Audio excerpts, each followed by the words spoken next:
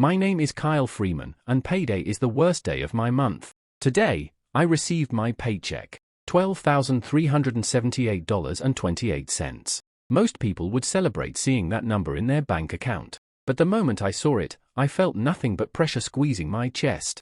I threw the letter across my tiny apartment in frustration. The room was a complete mess, filled with scattered papers, packaging materials, and unfinished work. That's not enough, I shouted angrily. My customers were getting worse every month, and my business was barely surviving. For a moment, I almost threw my phone across the room as well. But I stopped myself because even with this paycheck, I couldn't afford to replace it. When I unlocked my phone, the lock screen showed a picture of me and my ex-wife smiling together. Back then, I actually looked happy. Back then, my life wasn't falling apart. I opened my banking app, which greeted me with my name, Kyle Freeman. The name almost made me laugh. Imagine being called Freeman while life has you trapped from every direction.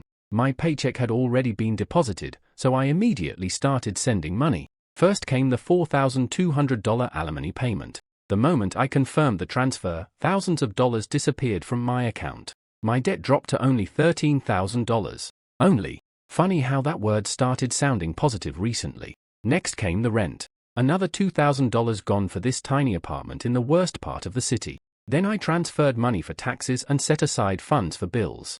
Bills. Bills. Bills. My heart started racing as my balance continued shrinking. I hated payday. After everything was paid, I was left with around $4,500. Technically, that should have been enough to live comfortably. Unfortunately, my problems didn't end there. A few minutes later, someone knocked on my door. My fists clenched instantly as fear and frustration twisted my stomach. "We know you're home, Kyle," a voice said from outside. I sighed. Of course they came today. I opened the door and saw four men standing in the hallway. Two of them were huge guys wearing biker jackets. One was skinny and covered in fake jewelry, and the last one looked like a normal office worker wearing a business shirt. The man in the shirt stepped forward and spoke calmly. "We saw you got your paycheck." Then he held out his hand expectantly. "It's here," I said nervously. "I can get it." "No need," he interrupted. He motioned for the skinny guy to walk into my apartment. I was shoved aside as the man casually walked past me. He quickly found the paper I had thrown earlier and handed it to the man in the shirt.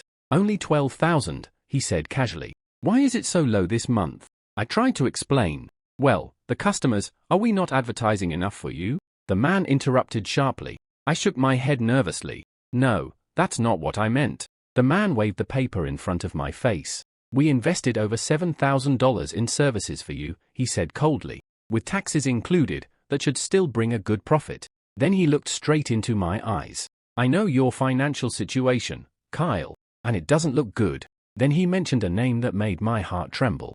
Mr. Hearing. That was the man funding everything. And he was not someone you wanted to anger. "Mr. Hearing hopes your business succeeds," the man continued calmly. "After all, he is a major investor." Then he leaned closer. "So tell me, why is your revenue dropping?" Sweat ran down my face as I avoided his gaze. "It'll improve next month," I said quickly. But the man frowned. "No, you were about to say something earlier. Say it." I hesitated nervously. "Well, you know I recently got divorced." The man immediately scoffed. "How is it our problem that you married a narcissistic gold digger?" My fists clenched as anger surged inside me. But I forced myself to stay calm. These men could ruin my life. Going to the police wouldn't help. They would slash my tires, destroy my business advertising, and bury me under lawsuits. And worst of all, I would also face criminal charges for participating in their money laundering scheme. I was trapped. Still, I forced myself to speak. "My alimony payments were calculated based on my income," I explained nervously. "And the money you invest in my business counts as part of that income. If we could reduce my share by $2,000 or even $1,500, I could survive and keep working." The man stared at me silently. Then he glanced at one of the big men behind him. My heart almost stopped. Before I could react, the big man drove his knee into my stomach. Actually, he hit my liver. Pain exploded through my body as I collapsed to the floor. The man grabbed my hair and forced me back onto my feet. My vision blurred and my head spun violently. The pain was unbearable, but the fear was even worse. What if my liver ruptured? What if my ribs broke? Hospital bills would destroy me completely. The anxiety overwhelmed me, and suddenly I threw up all over the man's pants. "Oh, fuck!" he shouted angrily. He slammed me back onto the ground. A loud ringing filled my ear. The man in the shirt glared at him disapprovingly. "You lost control," he said coldly. "Sorry," the big man muttered. The man crouched down in front of me. "Please stand up," he said calmly. "Let's continue our conversation like civilized people." Eventually, the other big guy lifted me up again. The man continued speaking. "I don't care what you do, Kyle," he said. "I just want your profits to increase. I don't care if you have to steal your own credit cards. But your business must grow. I'm not doing this to torment you. I'm doing this to wake you up." Then he leaned closer and said something that pushed me over the edge. "Adversity creates power." Those arrogant words finally broke something inside me. Before my brain could stop me, I stepped forward and punched him directly in the face. His nose bent sideways as he fell backward. For a brief moment, everyone froze in shock. Then one of the big men smashed his elbow into my head. I collapsed instantly. 2 men pinned me down while the man in the shirt kicked my stomach repeatedly. But strangely, I couldn't feel the pain anymore. Everything felt distant, like a dream. I remembered the moment my fist connected with his face. Honestly, it felt amazing. Even if this was the end, I didn't regret it. Then suddenly, a new voice appeared. "Are you angry?" My vision cleared, and I noticed something impossible. The 4 men around me had completely frozen in place. Standing in front of me was a tall woman with long red hair and a perfectly beautiful face. She smiled at me gently. "Do you like your life?" she asked. "No," I answered immediately. "Do you hate that you can't fight for people on your own?" "Yeah, life would be easier if I could," I admitted. She nodded thoughtfully. Then she asked me one final question. "Do you want a job?" Without thinking, I answered honestly. "How's the pay?" The red-haired woman looked at me and smiled politely. "You are funny, Mr. Freeman," she said calmly. I frowned. "Isn't that a normal question?" I asked. After all, if someone offered me a job, the first thing I cared about was the pay. Then I looked around the room again. The 4 men who had been beating me were completely frozen. One of them still had his boot on my throat, but there was no weight behind it anymore. Another guy was frozen mid-kick, his leg raised in the air. It was like someone had paused reality. I awkwardly scooted out from under the boot and stood up. The woman watched me calmly the entire time. "The payment and duties of this job are not related to money," she said. That sentence immediately caught my attention. "How is a job not related to money?" I asked. "I'm not living to work. I work to live." The woman tilted her head slightly. "Have you not noticed that you are in a very unusual situation right now, Mr. Freeman?" she asked. "Is money really the only thing on your mind?" "Of course it is," I answered instantly. "My entire life revolves around money. If you accept this job," she said calmly, "it won't anymore." My eyes lit up. "Ah, so the payment must be good then." The woman didn't react. Instead, she simply snapped her fingers. And suddenly the 4 men in the room disappeared. Completely. Gone. "This is a free service," she said calmly. "The people burdening you are no more." I blinked several times. "A what?" I asked. "They are gone," she repeated. "In what way?" I asked slowly. "They no longer exist." For a moment, my brain completely stopped working. Gone? Did she mean dead? Or erased? Or something even stranger? Was I dreaming? "Are you questioning reality right now, Mr.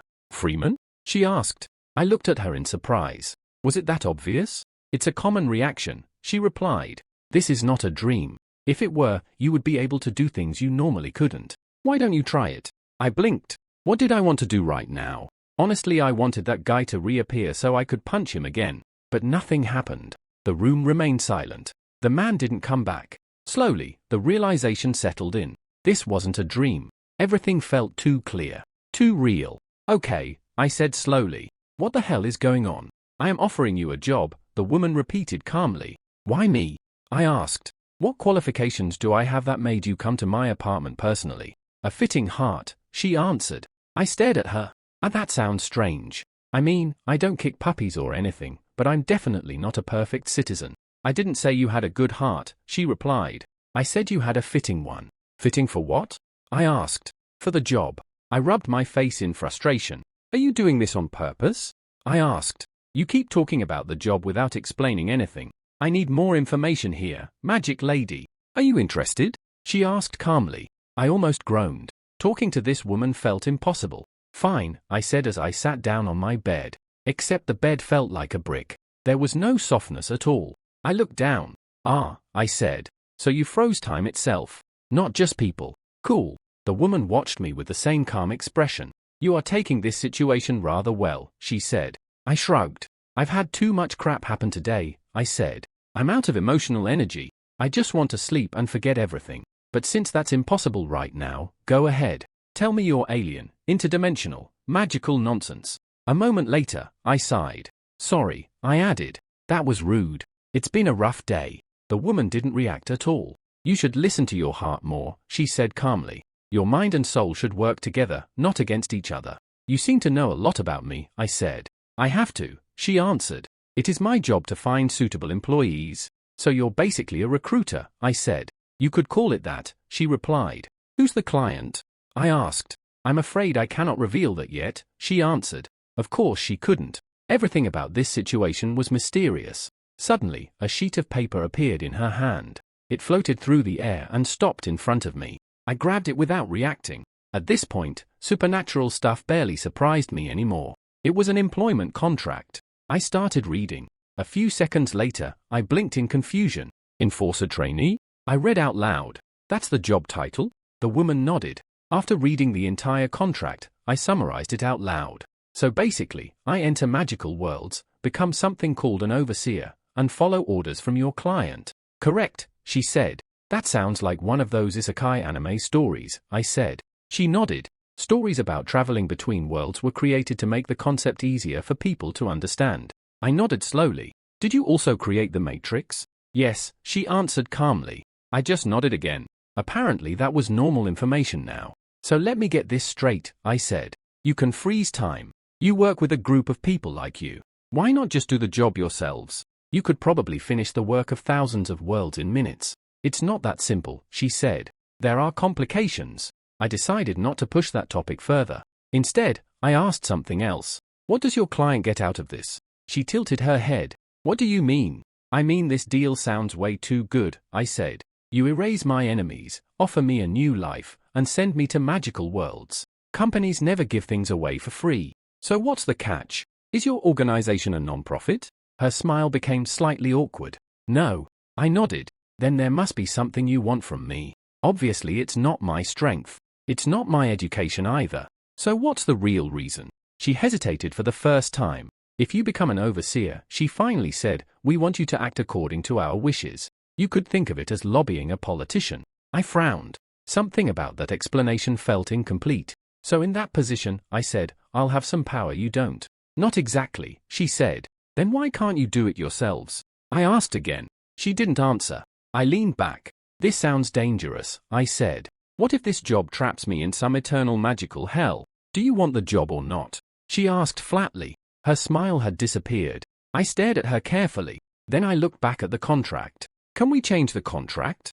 I asked. Yes, she said with a smile. If you are not satisfied, we can amend it. I turned the contract around and pointed at a specific clause. It said that I would personally take responsibility for all actions ordered by the client. When she saw the clause I pointed at, her smile tightened. I'm afraid that clause cannot be changed, she said. I squinted at her. So that's the catch. She stayed silent. You want me to do legal but shady things, I said. And if someone investigates, I'm the one who takes the blame. She still didn't answer. Suddenly, I relaxed. Oh, that's it? I fell back onto my frozen bed. I thought you were sending me to eternal suffering or something. If it's just shady work, I'm already doing that. I've been laundering money from stolen credit cards for over a year. And I've been cheating the government on taxes for even longer. I shrugged. Fine. I'll take the job. Might as well become your thug. The woman's smile returned. She pointed at the bottom of the contract. Please sign here. And just like that I was here, standing on top of a small hill, surrounded by nothing but endless forest. I scratched my head as I looked around. Still hard to believe all of that actually happened, I muttered. After signing that strange contract, my entire life had changed in less than 2 days. But there was still one thing bothering me. Why did she drop me in a forest? I complained. And at dusk too. The sky was already turning orange as the sun slowly sank behind the trees. Not exactly the safest time to start exploring an unfamiliar wilderness. After signing the contract, the red-haired recruiter had simply thanked me and told me to prepare myself. Apparently, I would be transported in 48 hours. The first thing I did after she left was confirm whether everything had been real. So I tried contacting my colleagues. None of them answered. Not one. That alone was strange. Then I went to their office. Usually the place was packed with employees, but this time it was filled with completely different people. Customers, people waiting to borrow money, but there was no one working there. No receptionists, no employees, no collectors, no one, which made no sense. Mr. Hearing cared a lot about customer relations, whether those relations were good or terrifying, but this time the place had been completely abandoned. Eventually I went back home, and that was when I noticed something new on my desk. A stack of unfamiliar documents. They explained the world I was about to enter. Apparently, it was a typical fantasy world, except there was something missing. Only humans and dwarfs? I muttered. No elves? No beastkin? No demons? That felt a little disappointing. Couldn't they have added more variety? According to the documents, the world revolved around knights, paladins, sorcerers, and similar classes. It sounded exactly like a fantasy movie. Am I really getting sent into something this cliché? I wondered. But the more I read, the stranger things became. The first thing that shocked me was the size of the world. The entire planet was barely 5,000 kilometers wide. And even stranger, it was flat. How does that even work? I muttered. This entire world was roughly the size of North America, and that included the oceans. Assuming it even had oceans. Did fantasy worlds even have oceans? I rubbed my forehead in confusion, and then something else started bothering me. Why did I keep calling it a fantasy world? This place was real, so technically it wasn't fantasy anymore, but no matter how much I tried to think differently, it still felt like a fantasy world. Knights, dragons, magic. It sounded like something straight out of Dungeons and Dragons. Do I have to worry about mimics now? I grumbled. Or floating eyeballs with psychic powers? Frustrated, I tossed the papers aside. This is so stupid. For a moment, I seriously regretted accepting the job. I leaned back in my chair and stared around my room. Bills, legal notices, rent payments.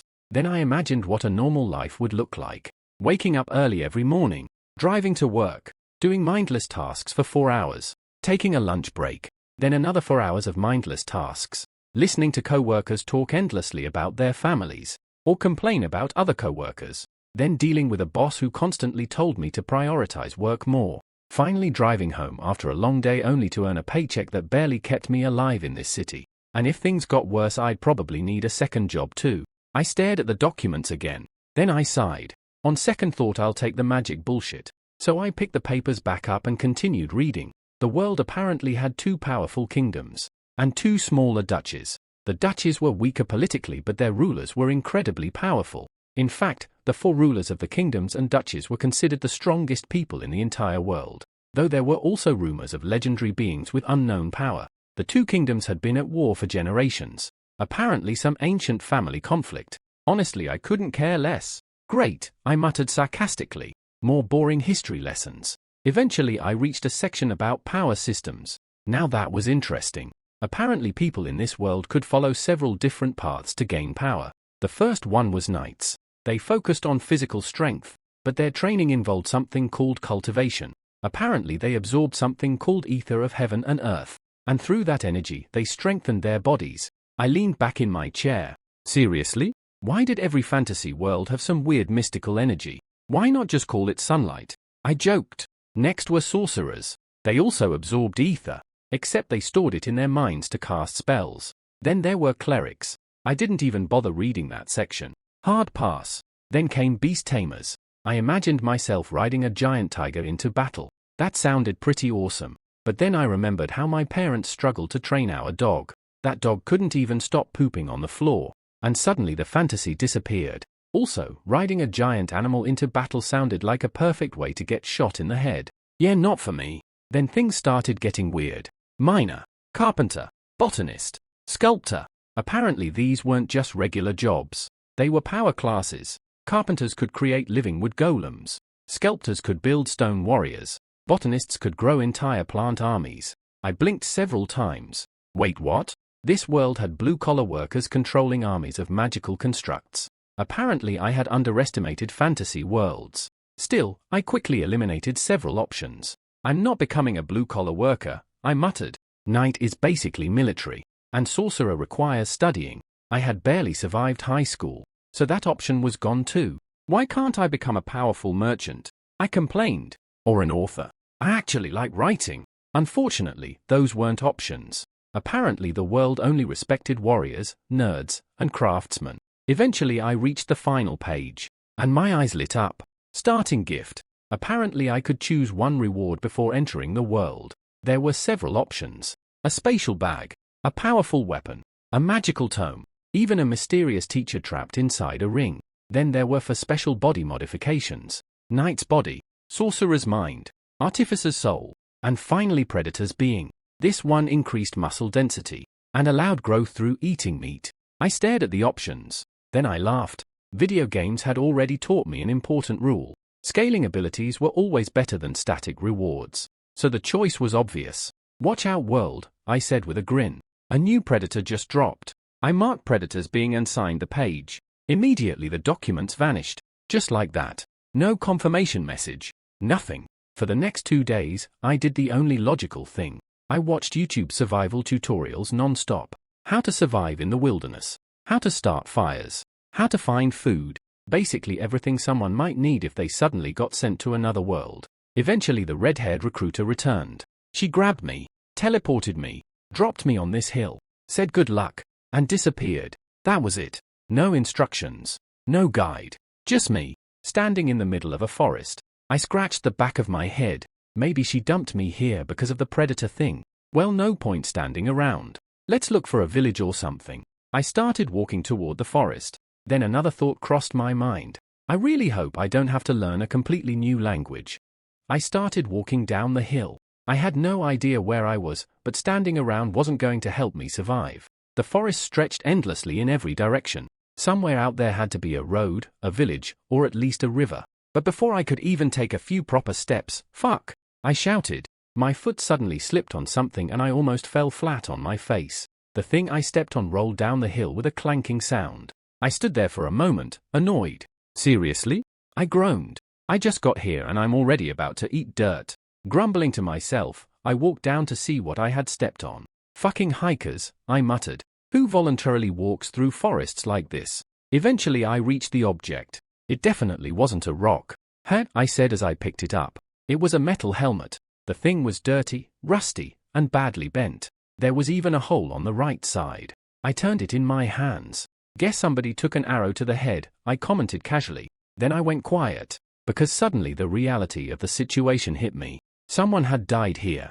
Not in a game. Not in a movie. A real person had died on this hill. I scratched the back of my head. Maybe accepting that job wasn't the best idea, I muttered. I'd really prefer not to die. For a moment I just stood there, looking out across the endless forest. In games, something was always happening. You could fast travel to important locations. But this wasn't a game. This was real. Right now, my situation wasn't much different from being dropped into a random forest back on Earth. People always dreamed about entering a fantasy world. But in reality it just meant worrying about the same things as always. Food, water, shelter, warmth. At least the survival videos I watched on YouTube had taught me that much. I reached into my pocket and pulled out my survival knife. That was the only tool I was allowed to bring. Originally, I had prepared an entire backpack full of survival gear, but the recruiter had rejected it. Apparently you won't need that. I sighed. Well, no point crying about it now. Then I looked at the helmet again, and suddenly an idea came to mind. I placed it on my head. Armor acquired, I said with a grin. It was rusty and bent, but it was better than nothing. Then I looked around the hill more carefully. If one piece of equipment was lying around here, maybe there were more. After searching for a few minutes, something shiny caught my eye. Oh? A small glimmer stuck out of the ground. At first I thought it was a gem, but when I tried pulling it out, it wouldn't budge. It was attached to something buried underground. My excitement immediately grew. More loot, I muttered. I grabbed my survival knife and started digging. Slowly, more metal became visible beneath the dirt. It looked like a long metal rod. For a moment, my heart started racing. Don't tell me this is a sword. I grabbed the rod and pulled. The dirt loosened, and the object finally came free. But instead of a sword it was just a 10-centimeter metal stick with a dull gem on the end. And something else was attached to it. I froze. Then my face twisted in disgust. There was a skeletal hand still gripping the stick. I muttered. The bones had basically fused around the metal rod. That's disgusting, dude. I grabbed the skeleton hand and yanked it off. Then I tossed it behind me without another thought. Now I could finally inspect the metal stick properly. It looked like a small rod with a gem at the top. I turned it around in my hands. You know, I muttered to myself. When people say someone has a stick up their ass, this is exactly the kind of stick I imagine. I kept examining it. Either this is some rich guy's weird toy or it's a magic wand. Considering the skeleton had died holding onto it, I was leaning toward magic wand. Still, the idea sounded ridiculous when I said it out loud. I pointed the stick down the hill. Nothing happened. But then, fuck! I jerked my hand back. A thin line of blood ran across my wrist. When I looked closer, I realized the other end of the stick wasn't blunt. It ended in an extremely sharp spike. I must have pressed it against my wrist accidentally. I frowned. When was my last tetanus shot? Then I remembered something the recruiter had said. Apparently diseases like that were mostly an Earth problem. Probably fine, I muttered. Still curious, I lightly touched the spike with my thumb, and immediately started bleeding again. What the hell? How sharp is this thing? Then I got an idea. I pulled out my survival knife and poked the metal rod with it. Scratch! The metal rod carved a clear line into the knife blade. My eyes widened. This knife had cost me $200, and the rod just scratched it like it was butter. To test it further, I struck the rod with the knife. Clang! The knife bounced off. The metal rod remained completely undamaged. I stared at the rod with growing interest. Maybe that recruiter was right. Maybe anything from Earth really was useless here. Then I looked back at the spot where I found the rod, which meant something else. If that skeleton had been carrying this, then the rest of the body might have more gear. I smiled. Body, you're my buddy, right? You won't mind if I check your pockets? And with that I started digging up the rest of the corpse. After digging up the rest of the skeleton, I watched as bones rolled down the hill. A whole shower of human bones tumbled away into the forest. I stared after them for a moment. Then I snorted. Fucking beggar, I shouted at the skeleton. All that digging and the corpse had owned absolutely nothing. No armor. No sword. No pouch of coins. Nothing. The only thing the guy had carried was that strange metal stick. I looked back at the massive hole I had dug. Then I sighed. Well, guess the adventure starts now. There was no point delaying things anymore. If I wanted to survive in this world, I needed food, water, and shelter, which meant I had to enter the forest. I sheathed my survival knife and held the metal stick instead. Honestly, the stick seemed way stronger and sharper than my knife anyway. $200 wasted, I grumbled. Back on Earth I would have been furious about that. But right now it didn't matter. I adjusted the rusty helmet on my head and walked down the hill. After a few minutes, I reached the bottom. Then I finally touched my first tree in a fantasy world. I slowly ran my hand across the bark. Tree. It felt exactly like a normal tree. Nothing magical. Nothing special. Just bark. I pulled my hand away and looked at the dirt stuck to my palm. And just as dirty as the ones on Earth, I muttered. People always imagined fantasy worlds as beautiful, clean places. But honestly it looked exactly like the real world. At least the air felt fresh. I looked up at the branches. Should I grab a walking stick? After thinking for a moment, I shrugged. Yeah, why not? I grabbed a large branch and pulled. But instead of the branch moving, my body lifted into the air. I accidentally performed a one-arm pull-up. I blinked. That definitely wasn't normal. Pretty sure I couldn't do that on Earth. And the branch barely even moved. Which meant the tree was ridiculously sturdy. Wait, I said slowly. Am I still in my normal body? I touched my face. Everything felt the same. Then I looked down at the ground. Still the same height. Still about 6 feet tall. Good. Would suck if I came to a fantasy world and turned into a manlet. Still my strength had clearly changed. I grabbed the branch again and tested my arm. I performed several slow one-arm push-ups. After about 20, my arm finally started hurting. Alright, that's enough exercise. I'm not doing a workout in the middle of a forest. Then my throat suddenly felt dry. Man, I could really use a drink.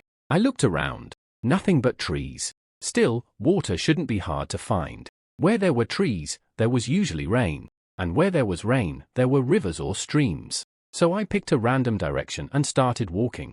More trees. Even more trees. So far, the only magical things I had seen were my increased strength and the weird metal stick. Honestly, the strength boost was the most magical thing so far. Then suddenly I heard rustling to my right. I turned my head, but I couldn't see anything. The bush was completely still, and yet I could hear quiet movement. I narrowed my eyes. Danger? Or food? I took a step closer. The rustling grew slightly louder, then quieter again. Something strange happened. Without thinking, my nose sniffed the air. And suddenly I felt excited. My instincts told me something important. This wasn't danger. This was food. My predator senses are tingling, I muttered. I crouched slightly, ready to move. Another step. The bush trembled. Then I lunged forward. I burst straight through the bush. I couldn't see the animal, but somehow I could sense exactly where it was moving. I sprinted after it. My first step carried me nearly 3 meters forward. But I didn't notice. I was too focused on chasing my prey. I reached for it, but missed. The animal changed direction. I adjusted instantly and kept chasing. Smaller than I expected, I muttered. I slowed down slightly. I didn't even need to see it. The sound of movement guided me perfectly, just like tracking a fly by the buzzing sound, except much more precise. I grabbed toward the ground. Missed. The prey jumped left. I swung my arm sideways. Bang! Finally I hit something. The small animal tumbled across the ground. My other hand slammed down immediately. Got it! I shouted proudly. The creature wriggled in my hand as I lifted it up. Then I looked at it and blinked. A hamster? In my hand was a tiny orange and white hamster. I stared at it in disbelief. Seriously? Can hamsters even survive in the wild? This was supposed to be a fantasy world, and the first animal I caught was a hamster. Fantasyland my ass, I muttered. But then something else caught my attention. A heavy scraping sound. I slowly turned my head. Something massive was moving nearby. At first, it looked like a giant green boulder, but then the boulder moved. It had thick armored plates, and a huge black hole near the bottom. Then something slowly emerged from the hole. A massive green head with jagged jaws. The creature's head alone was wider than my entire body. I stared at it calmly. Who? A snapping turtle. Then I looked closer. A really big snapping turtle. Yeah, that sounded about right. Welcome to Fantasyland. The moment I saw the giant turtle, I made the only logical decision. Fuck that. And I ran. I sprinted through the forest as fast as I could. But a second later, I heard massive rustling behind me. Something huge was moving, and it was getting closer very quickly. I jumped to the side. Bang! The turtle's massive head slammed into a tree where I had just been standing. The entire tree shook violently, but something strange happened. The tree didn't break. Not even a crack. I stared in disbelief. What the hell? That tree was ridiculously strong. It looked like wood, but it behaved more like metal. Then I noticed something even stranger. The turtle's body hadn't moved. Its shell was still sitting far away. Instead, its neck had stretched nearly 10 meters toward me. I stared at it in shock. Is that a turtle or a snake? Why the hell is its neck that long? The turtle quickly recovered and turned its head toward me again. Then the head shot forward like a missile. I knew it would expect me to dodge again, so my brain scrambled for another idea. Tree. Climb the tree. Monkey strategy. I ran straight toward the nearest tree, but the turtle's head was faster. Before I could climb, the massive jaws surrounded me. The teeth closed around my body. Fuck Fantasyland. Bang! The jaws slammed shut, but I didn't feel anything. The turtle's mouth had closed with tremendous force, yet the jaws stopped just short of crushing me. Then I realized why. The tree behind me. The turtle's jaws had also caught the trunk, and even the monster couldn't crush that ridiculously hard tree. I was trapped between the jaws, but the upper side of the mouth was slightly open. Tree. I slipped out through the gap and rolled away. Bang! The jaws snapped shut again, barely missing me. For a brief moment, everything slowed down. I found myself kneeling on top of the turtle's massive head. Its eye stared directly at me. Fear, rage, panic, everything exploded inside my mind. Go fuck yourself. I rammed the metal rod straight into its eye. The rod pierced deep into the eyeball. The turtle's head jerked violently in pain. I lost my balance and fell onto the ground. But I quickly scrambled back to my feet and ran again. The turtle's head thrashed wildly behind me. But I didn't stop. So what if it's injured? I shouted to myself. I'm not killing that thing. That monster was enormous. There was no way I could win a real fight. But after running a few meters, I glanced back, and my heart nearly stopped. The turtle was still chasing me. Its other eye was now focused directly on me, and that neck just kept extending. How long is your damn neck? My mind raced for another solution. I wasn't throwing my weapon. That metal rod was my only chance to survive, and I definitely wasn't getting close to that monster again. Then suddenly I remembered something. The hamster. I threw something at the turtle and jumped sideways. A moment later, the crushed hamster corpse slammed into the turtle's remaining eye.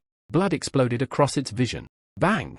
The jaws snapped shut again, but the turtle missed. It had turned its head to follow me through the blood-covered eye, and that mistake saved my life. But the next moment, bang! The side of the turtle's head slammed into me like a truck. The impact sent me flying backward. The sharp scales ripped through my clothes and sliced open my skin. Pain exploded across my torso, but my instinct reacted instantly. As the turtle's injured eye passed close to me, I struck again. I drove the metal rod straight into its eyelid. The rod pierced through the lid and into the eye beneath. The turtle's head recoiled violently. I rolled across the ground as the monster thrashed wildly. The head smashed through several trees while retreating. Then it disappeared into the forest. The entire time the turtle didn't make a single sound. No roar, no scream, nothing. That somehow made it even more terrifying. For several seconds, I stayed completely still, waiting, watching, but nothing came back. Finally, I collapsed onto the ground. It's gone. Relief flooded my body. Fear, shock, excitement, all of it hit me at once. I had never experienced emotions this intense before. Eventually, I tried standing up and immediately screamed.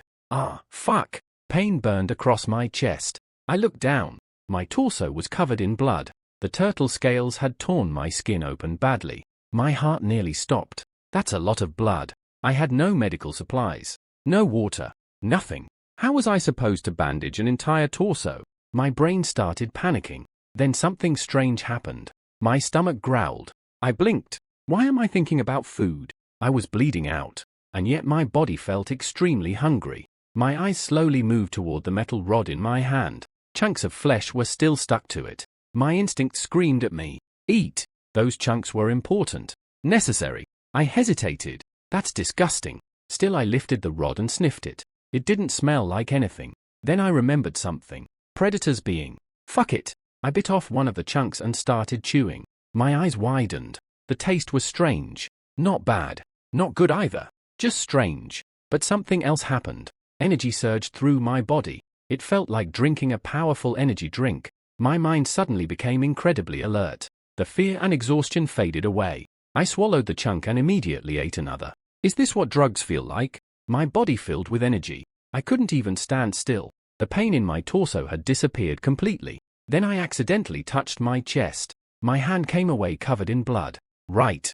I was still injured. But when I looked down, something shocked me. The bleeding had stopped. I tore off my ruined shirt and wiped away the blood. Underneath, the wounds had already closed. They looked like they were a week old. I stared at my body in disbelief. Then I looked at the metal rod.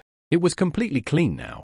Finally, I slowly turned my head toward the forest, toward the direction where the giant turtle had escaped. A dangerous thought appeared in my mind. I'm not actually considering hunting that thing, right? For a while, I just stood there staring toward the forest, toward the direction where the giant turtle had escaped. Then I shook my head. No, absolutely not. That thing almost killed me several times already. Going after it again would be suicide. I clenched my fists. Don't be stupid, I muttered. You almost died today. Leave the turtle alone. But my body clearly disagreed. I kept bouncing slightly on my feet, like an excited dog ready to go hunting. My instinct screamed the same thing over and over. More turtle, more power, more meat. I gritted my teeth. Stop being a dumbass, I growled. Body, listen to your brain. But then another voice echoed inside my head. A familiar voice. The recruiter. You should listen to your heart more, Mr. Freeman. Mind and soul are a team, not enemies. I immediately groaned. Nobody asked you. But her words refused to leave my mind. I grabbed my hair and shook it violently. Fine. If I die, it's your fault. I tightened my grip around the metal rod. Then I slowly started walking back toward the turtle. It didn't take long before I reached the tree the monster had bitten earlier. The bark had a few chips, but that was it. Even the giant turtle's bite hadn't seriously damaged the tree. These trees are insane, I muttered. As I continued walking, I noticed something strange. The forest had become darker. Then I looked up. The moon was shining through the branches. Oh, it's night. I hadn't even noticed. Then something even stranger hit me. Despite the darkness, I could still see everything. The world had turned completely black and white. But the shapes were perfectly clear. Whoa, can I see in the dark now? Maybe this was another effect of the predator's being.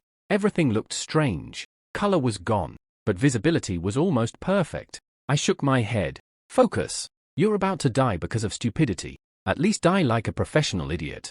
Soon I reached the tree where the turtle's head had crashed earlier. From there, I could already see the turtle's massive shell. It was still there. That thing didn't leave, I whispered. Part of me felt annoyed. Another part felt excited. I crouched slightly and moved forward as quietly as possible. Unfortunately, I wasn't exactly trained in stealth. Branches cracked under my feet. Leaves rustled. Still the turtle didn't attack.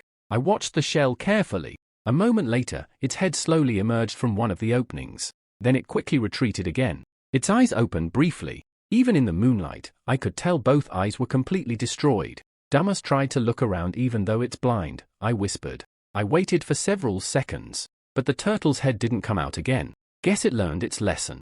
That gave me a little more courage. I slowly started circling the shell from a distance. Up close, the thing was enormous. The shell alone was nearly 5 meters wide. That's ridiculous. But something about it bothered me. How could a creature that big fit a 10-meter neck inside such a shell? It didn't make sense. Then I noticed something else. The shell had way more holes than a normal turtle shell. Head, 2 arms, 2 legs, tail. But there were additional openings too, some even near the top.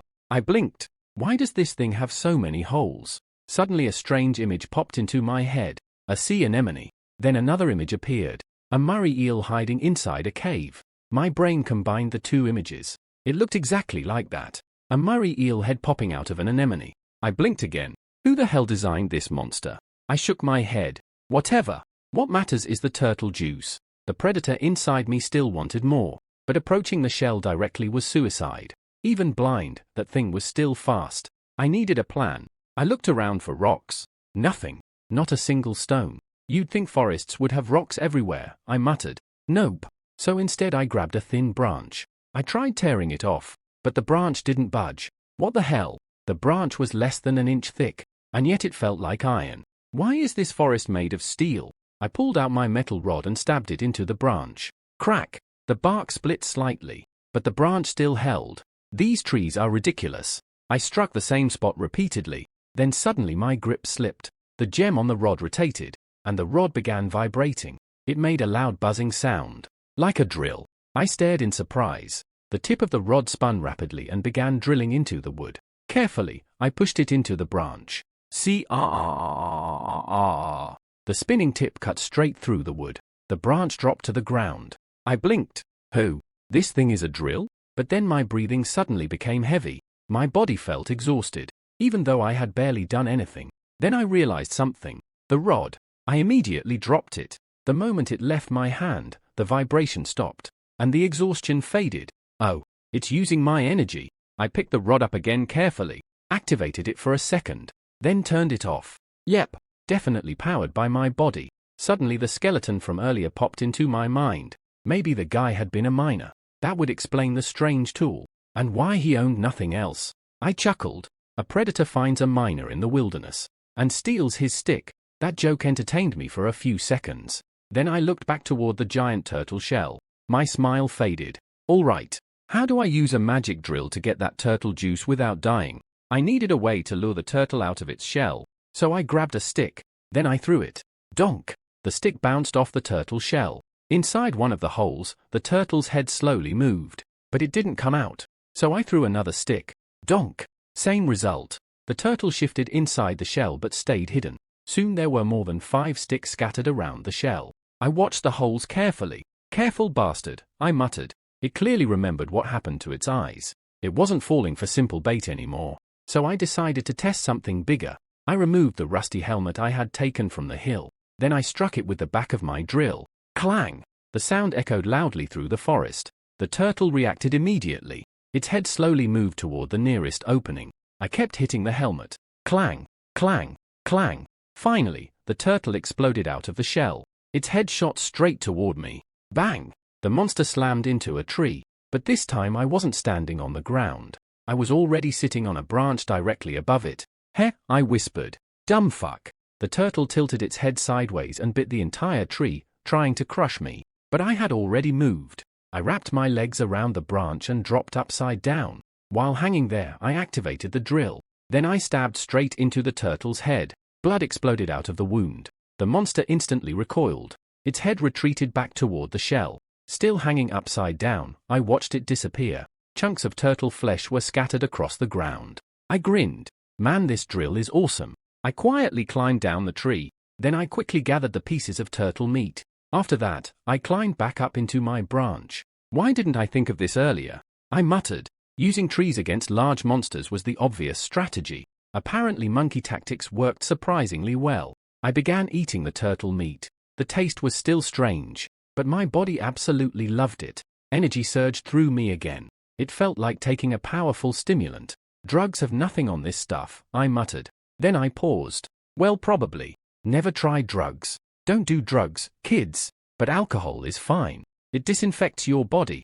After eating the meat, I felt incredibly energized. My body practically vibrated with excitement. I want more. Without hesitation, I flipped upside down from my branch again. I lowered my arms toward the ground. Then I started banging the helmet again. Clang, clang, clang. The turtle's head peeked out slightly from the shell, but it refused to leave the safety of the holes. Even after 30 seconds of noise, it stayed inside. I could still see the damage I caused earlier. There was a huge hole in the turtle's cheek. Blood slowly dripped out of the wound.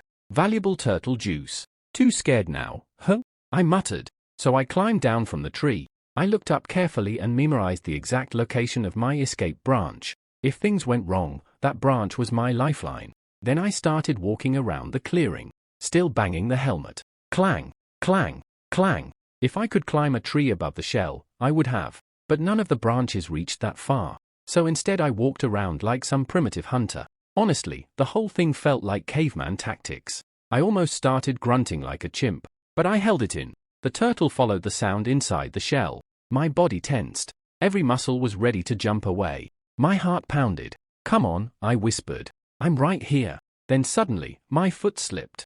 I stepped on one of the sticks I had thrown earlier. The helmet stopped banging for just a moment. And that single moment was enough. Shuffle. The turtle launched its head out instantly. My body jumped sideways. But this time I wasn't fast enough. Bang! The turtle's jaws clamped shut. Right on my leg. Everything below my knee was inside its mouth. Oh shit! I instantly activated the drill and stabbed it into the turtle's head. Blood exploded everywhere. But the monster refused to let go. Instead, it started dragging me toward the shell. Panic exploded in my mind. I drilled deeper and deeper into its skull. CRKSH. The drill hit something important. The turtle suddenly stopped pulling back. But then its jaws tightened even more. The monster violently shook its head. And suddenly, I was thrown across the clearing. My body slammed into a tree. The air exploded out of my lungs. I collapsed to the ground, struggling to breathe. Fucking idiot, I muttered to myself. I told you this was a stupid idea. I tried crawling behind a tree, but I kept falling. Then I looked down and froze. My leg was gone. Everything below the middle of my thigh had been bitten off. Hoo, that's bad. Without thinking, I immediately started eating the turtle meat stuck to the drill. It had healed me earlier, so maybe it would work again. Pain began flooding through my body, but before it could overwhelm me it faded slightly. I looked at my leg stump hopefully. Then my eyes widened. The flesh was moving. The bone started extending. Muscle grew around it. Holy shit, I'm a lizard. My leg was regenerating. But after several minutes, the growth suddenly stopped. My new leg ended halfway down the shin. And my stomach growled again. Now I understood.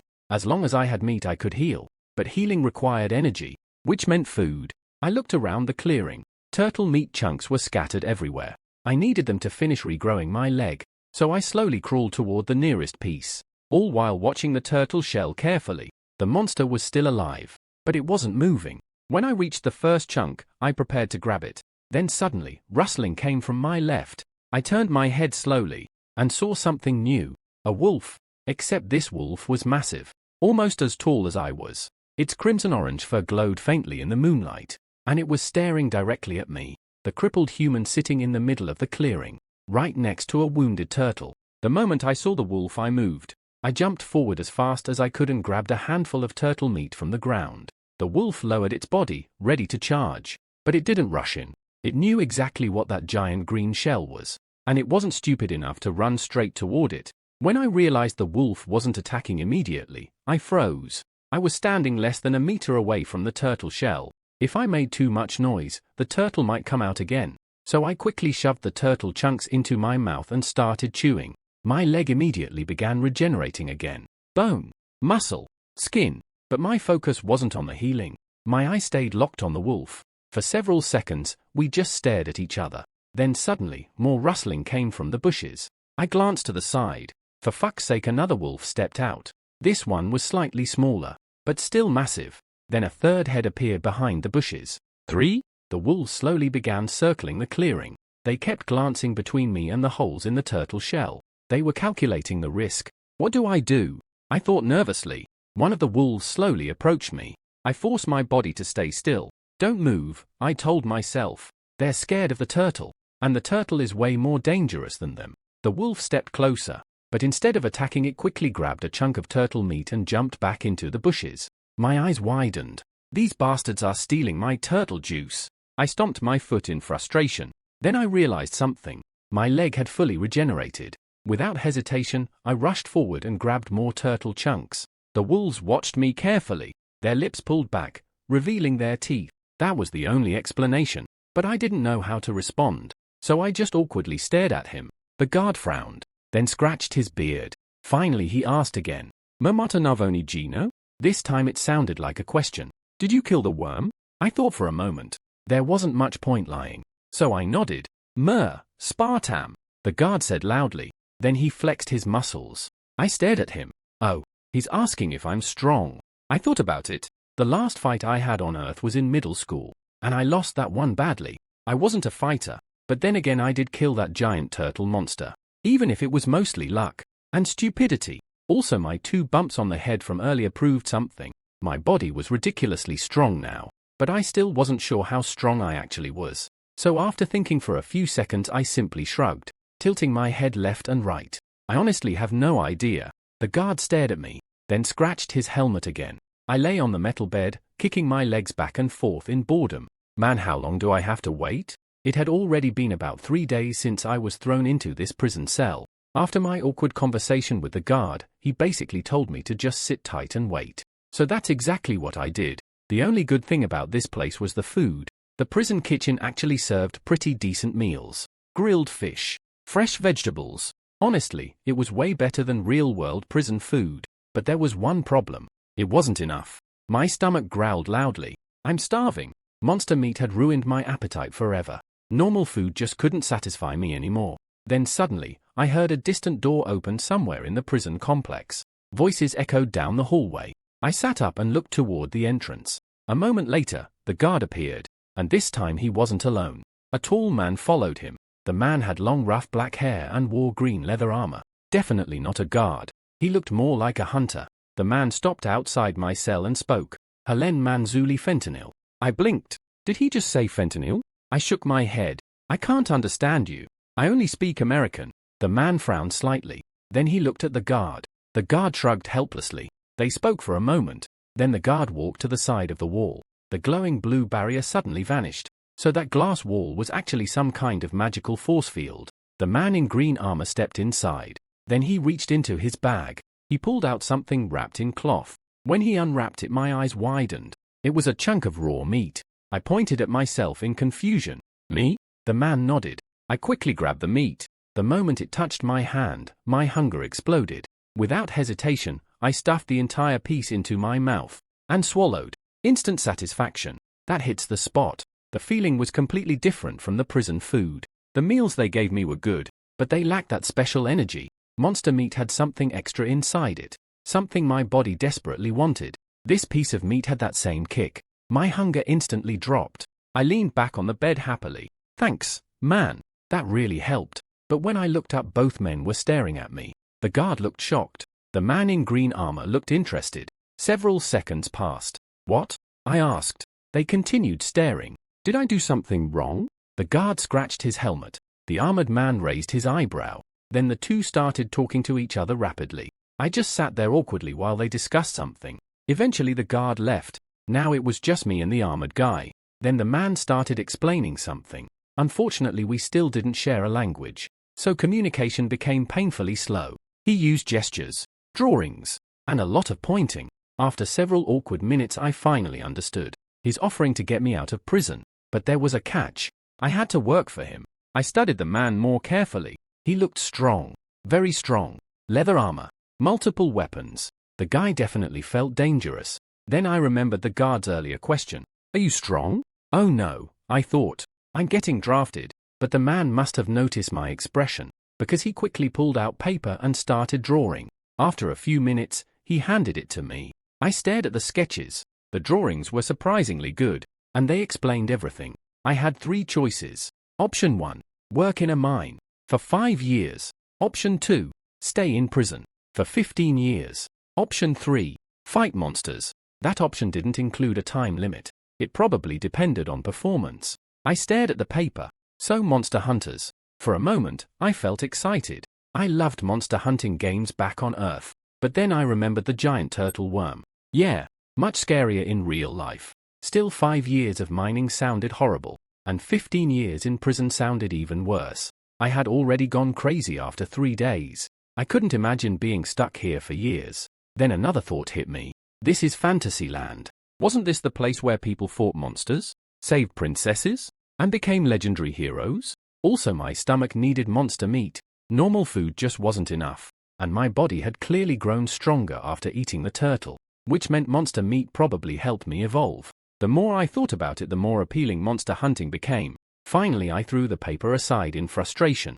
Then I pointed at myself and pretended to fight a giant monster. Then I nodded. The man calmly picked up the paper, then pointed at option 3. Oh, I could have just pointed. I nodded again, this time with confidence. For the first time, the man smiled. Then he extended his hand. "N.A. Samson," he said. I pointed at him. "You Samson?" He nodded. Then I pointed at myself. "N.A. Kyle." And I shook Samson's hand. After introducing ourselves, Samson pulled out several sheets of paper. Then he started writing and drawing on them while I waited. Apparently he was preparing something. A few minutes later, the guard returned carrying a small metal bracelet. He pointed at my arm. I extended it cautiously. The guard snapped the bracelet around my wrist. I stared at the shiny metal ring. Is this like those house arrest trackers? I wondered. The guard pointed at me. "Mo." Then Samson spoke while still writing. "Siwa we Kyle." The guard nodded. "Kyle." I blinked. "Who?" Then the guard pointed at the bracelet again. He pulled out a small glowing blue orb. The orb flashed. The next moment, electricity exploded through my entire body. I collapsed onto the floor screaming. It felt like the strongest electric shock of my life. My muscles locked. I couldn't even move. Then suddenly the pain stopped. I lay there breathing heavily, my hands still tingling. I looked up at the guard with pure anger, but I didn't attack him. That would be a terrible idea. Instead, the guard casually handed the blue orb to Samson. My anger slowly faded. Right. That was a demonstration. The bracelet was a shock collar, and Samson now held the remote. Great. The guard gestured for us to follow him. The 3 of us left the prison cell. As we walked down the corridor, I saw the other prisoners for the first time, and it wasn't a pleasant sight. They looked miserable. Most of them stared blankly into space. Some looked like addicts going through withdrawal. Everyone was locked in individual cells. Solitary confinement. I took a deep breath. That's messed up. During my entire stay, I hadn't heard a single other prisoner, which meant the magical walls probably blocked all sound. 15 years of this would have killed me, I thought. Fantasyland clearly wasn't all sunshine and dragons. Eventually we reached a messy desk. The guard handed Samson several documents. Samson signed them. Then the guard escorted us outside. For the first time in days I felt sunlight and fresh air again. But the moment I looked up, my attention was stolen by the city. The place looked straight out of a fantasy movie. Stone roads, medieval houses, market stalls everywhere, merchants shouting and selling goods. Several tall towers stood across the city. At the top of each tower was a massive glowing gem. Each gem shimmered with a different color. Samson pointed at the towers and mimicked shooting something. Then he gestured like firing a projectile. Oh, defensive towers. Probably something to deal with monsters like the fire wolves. Then Samson pointed at the city walls and the sky while talking excitedly. I had absolutely no idea what he was saying, so I just nodded. Yeah, sounds right.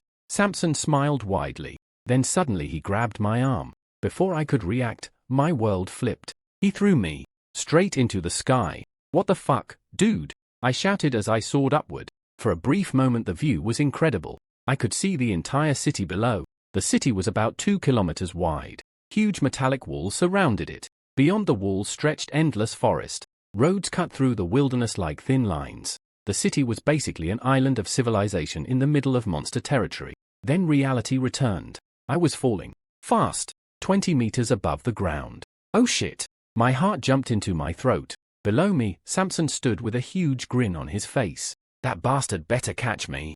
I fell faster and faster. Then suddenly Samson jumped up. He caught me mid-air, and we landed safely. He placed me down and started laughing loudly. That's not funny, asshole, I yelled. But Samson just laughed harder. Then he gestured for us to keep walking. My heart was still racing. That guy is my boss now, I thought. I should probably avoid pissing him off. Then something clicked. Wait, was that entire thing a demonstration? He had shown his strength. Without threatening me. Without making it awkward. Just casually throwing me into the sky. I raised an eyebrow. Good people skills too. Does this guy have to be good at everything? Then I imagined how ridiculous I must have looked flailing in the air. I couldn't help laughing a little. Okay, maybe it was a little funny. We continued walking through the city. But I quickly noticed something. Everyone was staring at me. And not in a friendly way. They looked disgusted. What's their problem? I wondered. Eventually we entered a clothing shop. The place was full of armor and leather gear. Oh? Are we buying equipment? A worker approached me immediately. He looked furious. He shouted something in his language. What's your problem, dude? I asked. Then he pointed at my crotch. I looked down. And froze. I was still naked. I quickly covered myself with both hands. Meanwhile Samson burst into laughter again. He explained something to the worker. The man immediately bowed apologetically to me. No, it's fine, I said awkwardly. Samson patted my shoulder while still laughing. Then he bought me a full set of clothes. The outfit was made from tough grey animal hide. It felt comfortable, but also very durable. Finally I understood why everyone in the street had been staring earlier.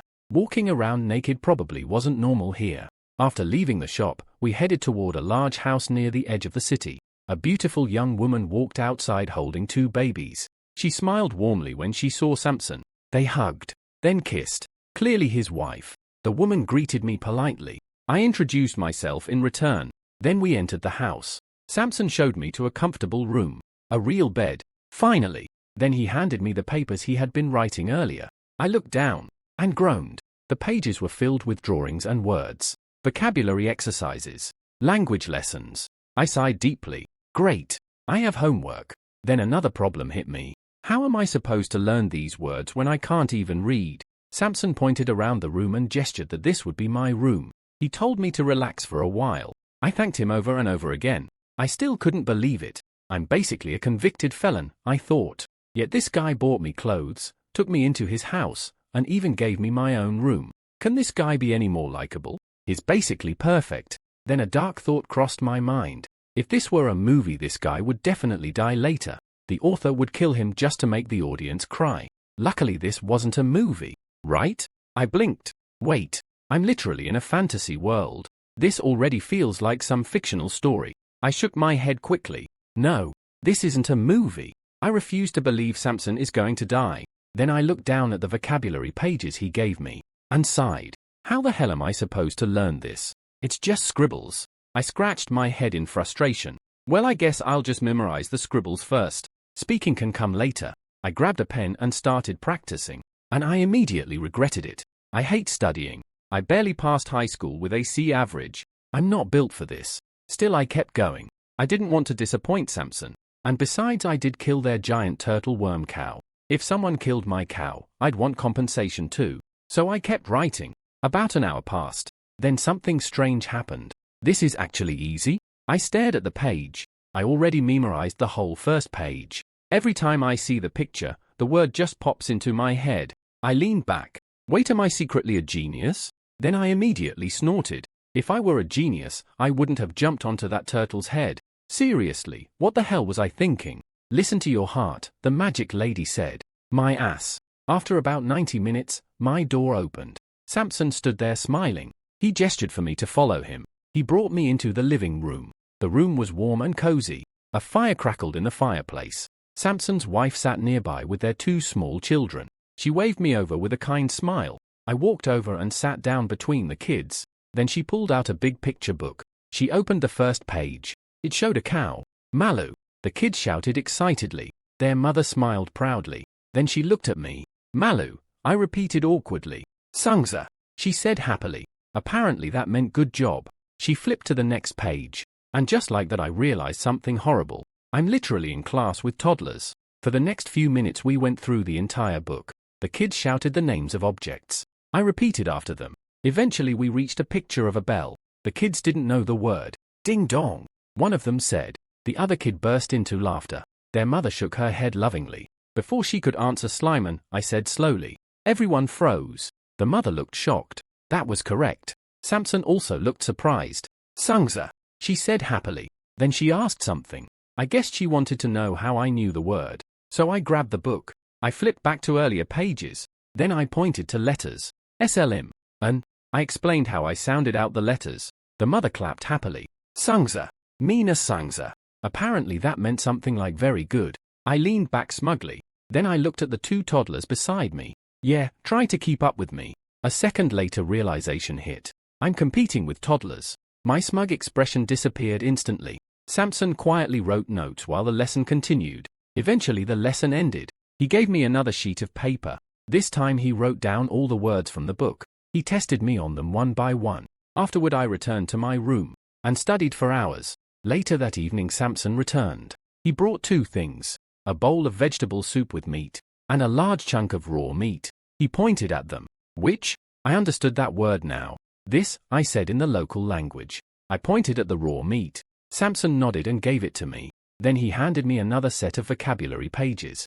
At this point I actually didn't mind studying anymore. It was ridiculously easy, and my progress was fast. Within a couple hours I finished the pages. Samson returned again. Sleep, he said. You, sleep. I nodded. Then Samson looked slightly embarrassed. He pointed at the door. Close. Careful. Prison. I understood.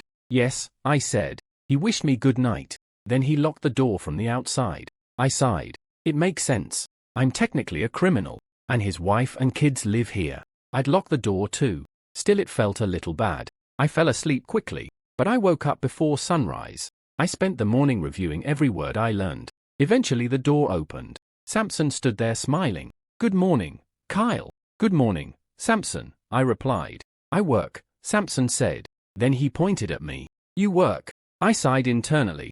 Well, here it comes. Back to work. No more entrepreneur life. We left the house, said goodbye to his family, and walked toward the city gate. When I realized we were leaving the city, my stomach tightened. Well, guess it's time to play Monster Hunter. Samson and I left the road and walked straight into the forest. While we walked, Samson kept teaching me new words. He was trying to build a full sentence. Eventually he managed to explain something important. We alone today. Team tomorrow, Samson said. So today it was just training. Tomorrow I would meet the rest of the hunting team. Understood, I replied in my broken fantasy language. Suddenly Samson raised his hand. I stopped immediately. At first I didn't understand why. Then I heard it. Rustling in the bushes. Something was moving through the undergrowth. And my instincts immediately told me something. This thing wasn't harmless. Samson looked at me. You strong how? He asked. I gave an awkward smile. How strong was I? That was a difficult question. I fight no, I said honestly. Yesterday no. Yesterday no. Yesterday no. Strong no. Samson stared at me. His eyebrows slowly rose. Was I telling him I had never fought anything before? Then he asked the obvious question. Narvonian worm you kill. I nodded awkwardly. Yes. Narvonian worm strong. I know strong. Samson looked at me like I had just told him the dumbest story of his life. How kill? He asked. I started explaining as best as I could. Narvonian worm attack. I run. I mimicked someone running away. Narvonian worm attack. Tree. I head. Then I pointed to my eye. I attack. Samson gave me the word I was missing. Run. Yes, I nodded. I run. I throw small blood body. I attack. No see. Narvonian worm no see. Then I pointed at my leg. Narvonian worm attack I leg. I attack head. Narvonian worm dead. I skipped the entire part about the wolves. Explaining that mess in broken language would take hours. Samson just stared at me silently. Meanwhile I felt extremely embarrassed. It felt like I had lied on my RSUM. And now my boss had discovered I had zero experience. Samson expected a monster hunter. Instead he got a lucky idiot. Samson sighed. You learn, he said. Earn money. I nodded quickly. I learn. Samson nodded. You learn now. My stomach tightened. Training time. Samson pointed toward the rustling bushes. Kill, he said. Then he added instructions. Dangerous head. Back safe. Head dangerous. I nodded. Attack back. Run head. Samson nodded approvingly. Then he handed me a long knife. I looked at it. That looks more like a tool than a weapon, I thought. Then I pointed at Samson's sword. Samson raised an eyebrow, but he still unsheathed it and handed it to me. I grabbed it confidently, and immediately, bang, the sword slammed onto the ground. What the hell? The thing was insanely heavy. I had to lift it with both hands. How does he even swing this thing? I thought. Samson calmly took the sword back. Understand? He asked. Understand, I answered quickly while taking the knife. Then I slowly moved forward. Samson followed behind me silently. The rustling had moved deeper into the forest, but somehow I could still track it. My heart started beating faster. My hands were shaking. I was scared. Shut up, I told myself. I need to earn my keep. If I fail, I'm going back to prison, and prison will kill me. So I followed the rustling carefully. The target was small and low to the ground, but the bushes blocked my view. Damn it, I can't see anything. Then I remembered something. The Navonian worm fight. I jumped onto a tree branch. From above I could see much better. Then I started moving from branch to branch. My body felt light. My eyes locked onto the movement below. The prey sped up. It probably heard the branches cracking above. I followed it faster. Then I saw an open clearing ahead. If it leaves the bushes, I can hit it, I thought. But it won't leave unless I force it. I jumped down and grabbed a stick. Then I returned to the branches. When the creature reached the edge of the brush, I smashed the bushes behind it with the stick. The creature panicked. It shot out into the clearing, and I finally saw it. A snake. It was about 2 meters long. Not huge, but if Samson said the head was dangerous, it was probably venomous. My hands trembled, but I jumped anyway. I launched myself from the tree. Knife extended. Crack! The blade cut the snake cleanly in half, right behind its head. I jumped backward immediately. The severed head writhed violently on the ground. Good job, Samson said from behind me. I spun around instantly, still in combat mode. Calm, Samson said. I breathed deeply. Then I handed the knife back. This fight was completely different from the turtle. Back then I survived through pure chaos. But this time I planned the attack. I tracked the prey. I forced it into a trap. And I killed it cleanly. The snake probably wasn't very dangerous overall. Compared to giant turtle worms and fire wolves, this thing was basically harmless. But still, when I watched the snake die, a strange excitement filled my chest. I killed something, and somehow it felt amazing. Samson nodded approvingly after my first kill. Then he explained what I could improve. Apparently my attack was good, but my movement was sloppy. And if the snake had been faster, I might have died. After the lesson, Samson picked up the snake. Skin money, he said. I nodded. Over the next 10 minutes he showed me how to properly skin it. He carefully peeled the skin away from the body. Then he pointed out the anatomy. The venom sac, the gallbladder, both were placed into a small pouch. The skin went into another pouch. The rest of the snake Samson just left on the ground. Done? I asked. Done, Samson replied. I pointed at the corpse. Food? Samson paused. Then he scratched his chin. Body ether, he said. My eyes lit up. Ether. I knew that word.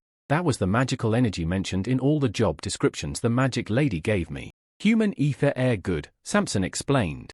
Human eat animal ether bad. Then he added something very concerning. Human eat animal ether. Human die. I blinked. Wait, what? So if a human eats a magical animal, they just drop dead? Then I remembered something. The guard and Samson both stared at me strangely when I ate raw meat in prison. Now it made sense. Hakin eat animal ether alive, Samson continued. Human eat animal ether die. Hakin? I asked. Samson thought for a moment. Human wild. Small human. I paused. Dwarfs? That had to be what he meant. You Herkin human? Samson asked. I shrugged awkwardly. Not no. Samson scratched his head in confusion. Then he pointed at the snake corpse. You eat. Now I was confused. Money? I asked. I pointed at the corpse. Ether money? Samson nodded. Ether big money. Big money. Then he pointed at the snake again. Little ether. Ether get money no money. I thought about it for a moment. Oh, the snake had too little ether. Extracting it would cost more money than it was worth. And normal humans couldn't eat it anyway. So the meat was basically useless. Then I remembered something. Prison meat? I asked. Human eat meat prison. Samson nodded. Normal meat. No ether. Weak animal. Weak animal no ether. Everything finally clicked. Normal animals had no ether. Those could be eaten safely. But magical animals contained ether, and those were deadly for normal humans. But I wasn't normal. The predator's being. It let me grow stronger by eating meat. That probably meant I was immune to the harmful effects of animal ether. I grinned. Ha! Everyone else had to spend huge amounts of money to gain ether. Meanwhile, I could just eat magical garbage nobody else wanted. Wake up, honey. New garbage compactor just dropped.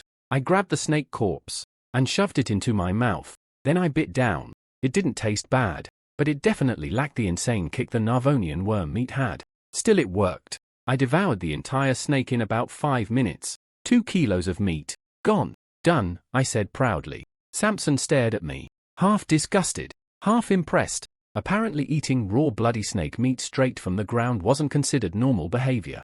We continued walking through the forest. About 30 minutes later, Samson stopped again. I had already heard rustling in the bushes. My eyes locked onto the movement. Good animal, Samson said. No kill. Understood, I replied. So apparently we didn't kill everything we saw. Good to know.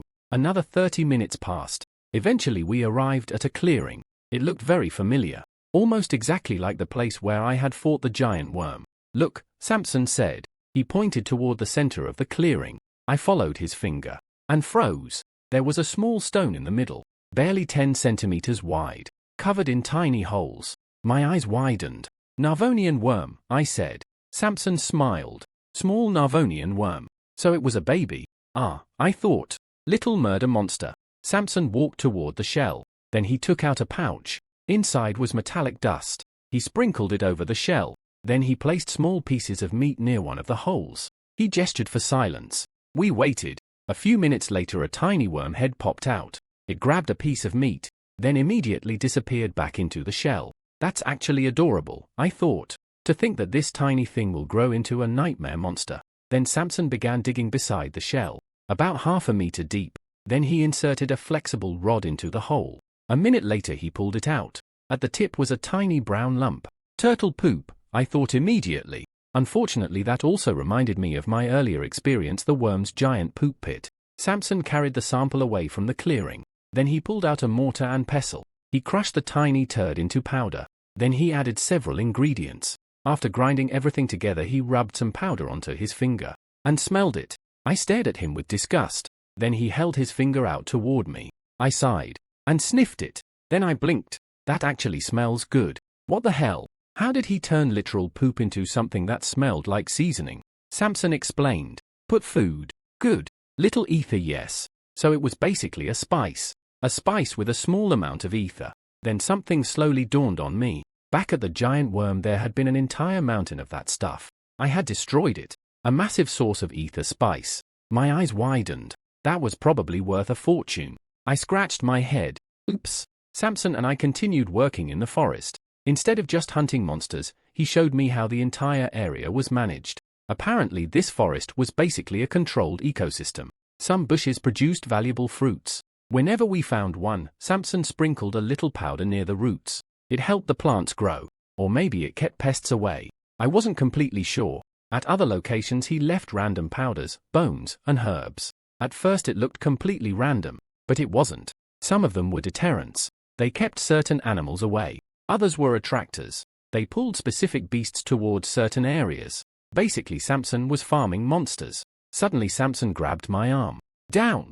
Silent. He dragged me into a bush. His expression was serious. Very serious. I immediately shut up. I don't sense anything, I thought. The forest seemed calm. Almost too calm. Then something clicked. The birds were gone. Earlier the forest had been full of bird songs. But now complete silence.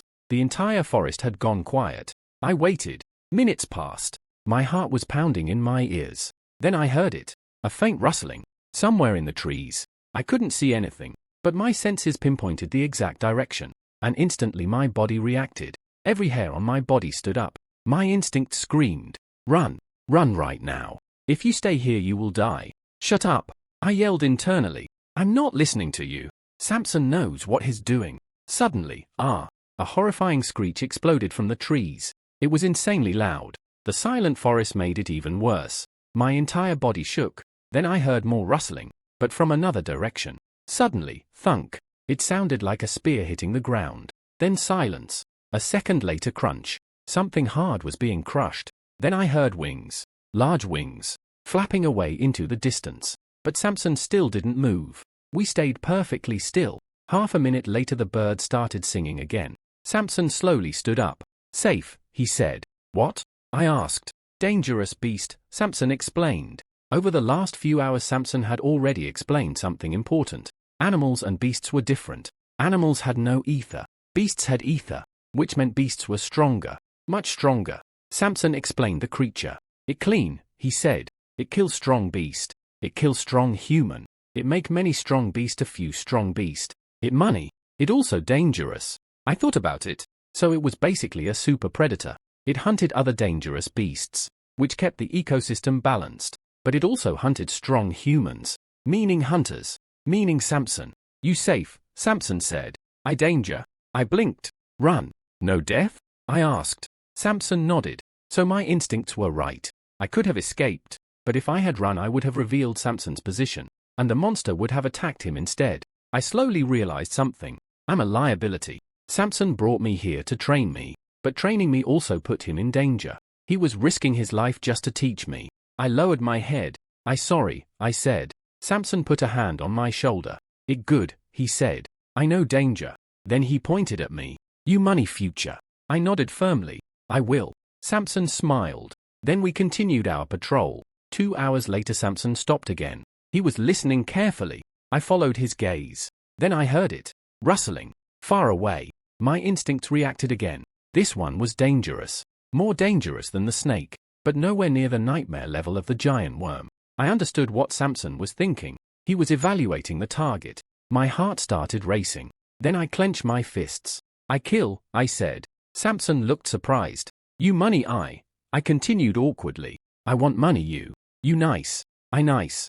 I hit my chest. I pay. I wanted to repay him. Samson looked at me for a moment. Then he smiled, but he shook his head. No kill. I frowned. Then he explained. Attack teeth. Break teeth. Beast good. No kill. Break teeth. Teeth money. Oh, so we weren't killing it. We were harvesting its teeth. Those were valuable. I understand. I said immediately. Samson nodded. Then he pulled something from his belt. It was a metal rod with a gem at the end. It looked similar to my drill, but smaller. He pressed his thumb on the gem. Bang! A spike shot out instantly, then retracted. The mechanism was fast and powerful. Break teeth, Samson said. He handed the rod to me. I pressed the gem. Bang! The spike shot out again. The power shocked me. This thing is basically a cattle gun, I thought. My heart started pounding again. This job was seriously dangerous. But I had to do it. I hear, Samson said. You safe. You know death. I nodded. Thanks. Then I started sneaking forward. I don't know what kind of monster is waiting for me, I thought. But if Samson believes I can do it, I probably can. A few seconds later I finally saw it. And my eyes widened. What the hell is that? At first glance, the creature looked like a giant worm. It was about half a meter thick and nearly 10 meters long. But the similarities stopped there. Its skin was deep purple. And its head was absolutely ridiculous. Instead of a normal head, it had a giant sphere. The ball was almost 2 meters wide. It looked like someone attached a long worm tail to a massive floating ball. There were no eyes, no ears, nothing that looked like sensory organs. Which made me wonder one thing. How the hell does this thing even see? I scanned the creature carefully, but something bothered me. I don't see any teeth. Samson had clearly said we needed to break its teeth, but I couldn't see anything resembling teeth. Then I noticed something. There was a small hole in the front of the sphere. A very suspicious hole. An idea formed in my mind. This is a stupid idea, but I don't see another option. I took a deep breath. Then I stepped out of the bushes. I jumped forward and landed a few meters away from the monster. And waited. My goal was simple. Make it open its mouth. It probably only opened that hole when attacking prey. The giant sphere slowly rotated toward me. My hair stood on end. Every instinct in my body screamed danger. Then suddenly, 2 smaller holes beside the main hole opened, and a wave of black gas blasted toward me. The gas hit instantly. My nose burned. My throat burned. My eyes burned. I couldn't breathe properly. My eyes slammed shut. I jumped sideways immediately. Bang! Something massive struck a tree behind me. I stumbled away from the smoke and forced my eyes open. And what I saw made my blood run cold. A bone spear. A massive bone spear. Over 5 meters long. And razor sharp. It had shot out of the creature's mouth like a giant spike. If the tree hadn't been ridiculously strong, it would have been split in half. The spear slowly retracted back into the sphere. That's its tooth, I realized. It blinds prey with gas then impales them. And my job was to break that thing. The giant sphere turned toward me again. My instinct screamed for me to jump away, but I forced myself to stay calm. Shut up. Even if it skewers me, I can regenerate if I eat it afterward. Probably. That logic didn't help much. I was still terrified. The gas blasted out again. This time I forced my eyes open, even though they burned like hell. Then I dodged sideways, but not as far as before. Bang! The bone spear shot past me. I rushed forward and aimed the spike gun at the spear, but then I stopped. No. If I can do it once, I can do it again. I needed a better position, so I retreated slightly. This time I stayed only 2 meters away. The sphere turned toward me again. Gas filled the air. My eyes burned even worse this time, but I refused to close them. The large hole opened. Now! I stepped sideways and leaned away. Bang! The spear shot forward again, but this time it didn't hit a tree. It stopped in the open air. Perfect! I rushed forward and grabbed the base of the bone spear. I have to do this properly, I thought. Samson said break the tooth, so I'm breaking the whole damn thing. I positioned the spike gun. Then suddenly, a hand grabbed my arm. I turned and saw Samson. He stopped me. Not here, he said. Samson grabbed the bone spear himself. The creature immediately tried to retract it, but Samson's grip completely stopped it. The worm's body began twisting behind the sphere, trying desperately to pull the spear back. Samson slowly loosened his grip. The spear began retracting. Then he grabbed it again, stopping it instantly. Here, Samson said. He pointed about 1 meter from the base. Then he explained. Beast hunt. Beast need food. No tooth, no food. Leave little tooth. If we broke the entire spear, the creature would starve. We only needed to shorten it. I nodded. Then I placed the spike gun where Samson pointed. Boom!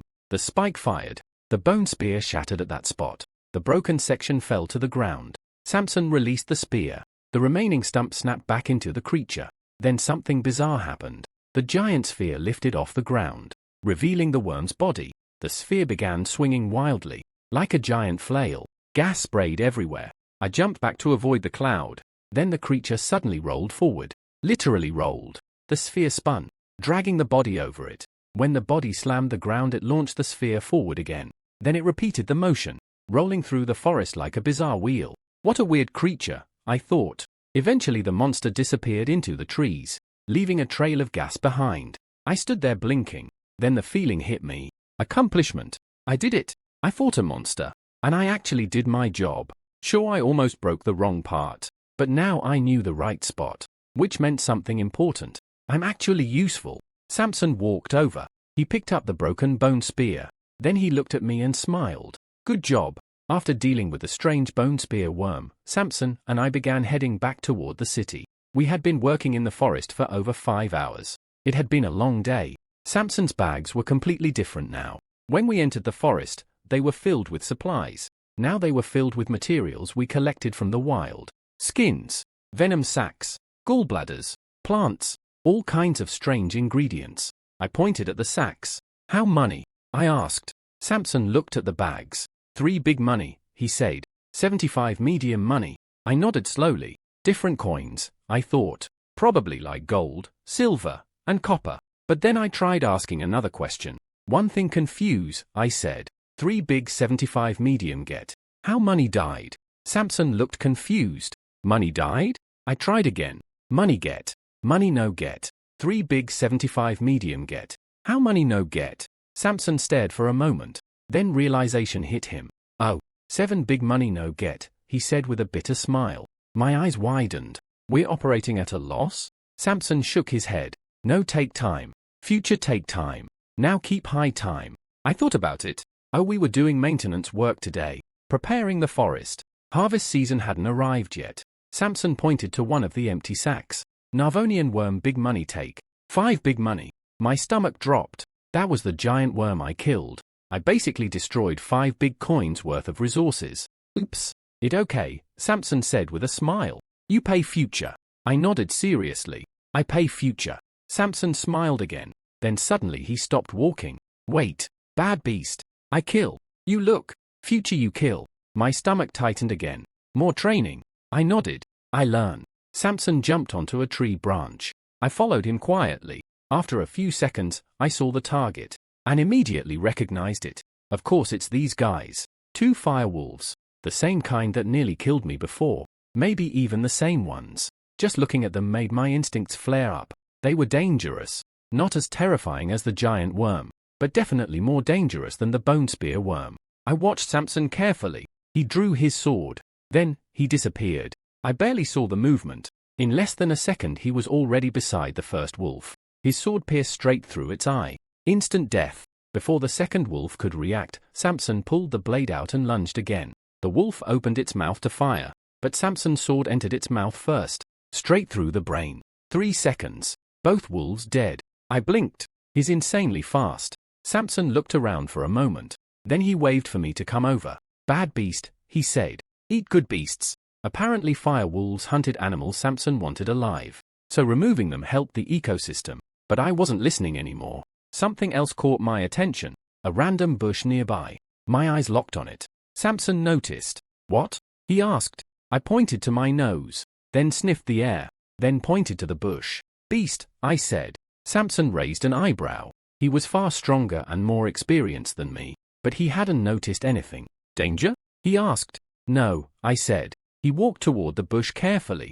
Suddenly, rustling. Samson instantly lunged forward.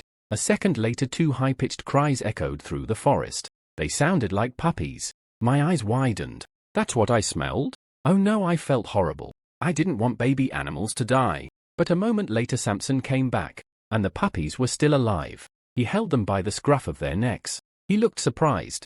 Then he looked at me. Good job. Big money. I blinked. Kill? I asked nervously. No, Samson said. Sell alive. Big money alive. I sighed in relief. Good. Samson handed the 2 puppies to me. They immediately started struggling, trying to escape. Man, this feels bad, I thought. We literally just killed their parents. Suddenly, oh, one puppy bit my arm. Hard. The other one immediately joined in. Blood appeared. Hey! I grabbed one by the neck fur. Fuck you, asshole. Then I pulled the second one off too. No more sympathy. Go rot in a kennel. Samson watched me curse in English. He had no idea what I said, but he probably guessed. After that Samson collected the wolf corpses. Then we continued toward the city. About an hour later the city walls appeared again. House, Samson said. Then he took the puppies from me. I money. Understand? I replied. He went to sell the loot, and I headed back to his house. My first day of work was over, and honestly I learned a lot. Fighting monsters is terrifying, I thought, but at the end of the day it feels pretty damn satisfying. Maybe playing Monster Hunter in real life isn't such a bad job after all. After returning from the forest, I walked back to Samson's house. I greeted his family politely. Samson money, I said. His wife nodded with a smile. Understand. Then she walked over to a shelf and grabbed something. A huge stack of children's books. She handed them to me with a big smile. Learn. I didn't even complain. Honestly, I was grateful. I wanted to communicate properly with Samson. Thank you, I said with a small bow. Then I went to my room and immediately started reading. The books were simple. Each page had a drawing with a word. Basic vocabulary. But something caught my attention. Wait, these drawings look familiar. I compared the drawings in the book to the notes Samson had made earlier. They were almost identical. I flipped through the entire book again. The art style was exactly the same. Hold on. Is Samson secretly a children's book illustrator? I searched for the author's name. Nothing. No publisher. No author. Nothing. Then I finally realized something. These books aren't commercial. They're handmade. The cover quality fooled me earlier, but the pages themselves were hand-drawn. These are books Samson made for his own kids. That realization activated my business brain instantly. With drawing skills like this we could make a fortune.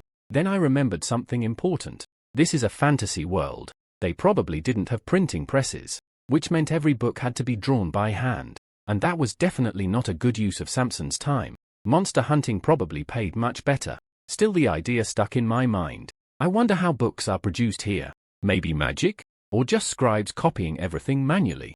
A thought appeared. A printing press isn't even complicated. Just carve letters into stone, put ink on them, press them onto paper. Boom. Mass production. It was such a simple idea. And yet it took humanity centuries to invent it. Even ancient civilizations could have done it. I shook my head. Keep that idea for later. For now I need to learn the language. So I went back to studying. A few hours later Samson entered my room. He carried several huge pieces of meat. One of them looked like a massive wolf leg. That's from the fire wolves, I realized. Small beast, Samson said. 57 big money. Good job. My eyes widened. 57 big coins? That was a huge amount. Thank you, I replied carefully. Samson smiled. Good job. Learn more.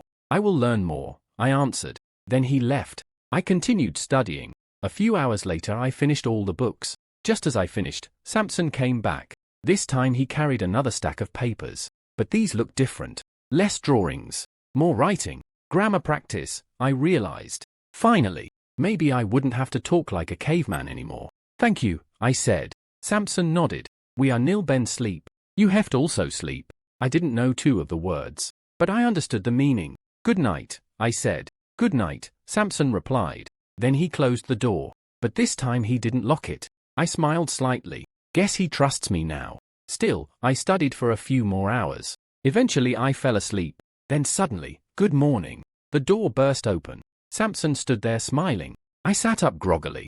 It felt like I slept 5 minutes. Good morning, I muttered. Samson spoke again. I will be speaking more fluently from now on. Do you understand? I didn't catch every word, but I understood the idea.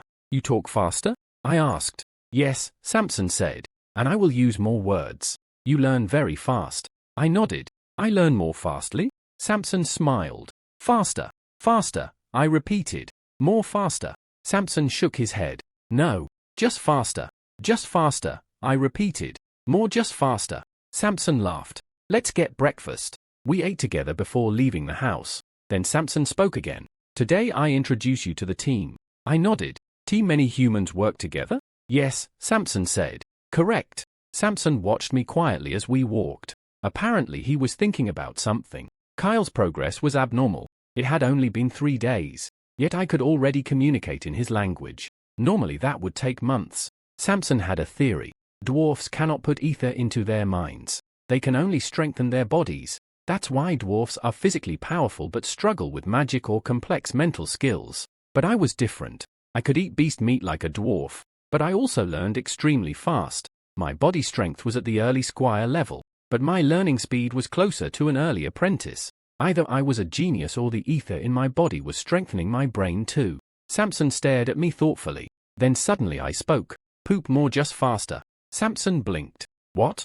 Poop learn. Poop more faster. In this language the words for learn and poop sounded very similar. I had accidentally made a pun. Samson realized it, and politely laughed. Good one. I grinned proudly. Poop faster. Poop just. Samson laughed again politely. I guess ether strengthens his mind, he thought.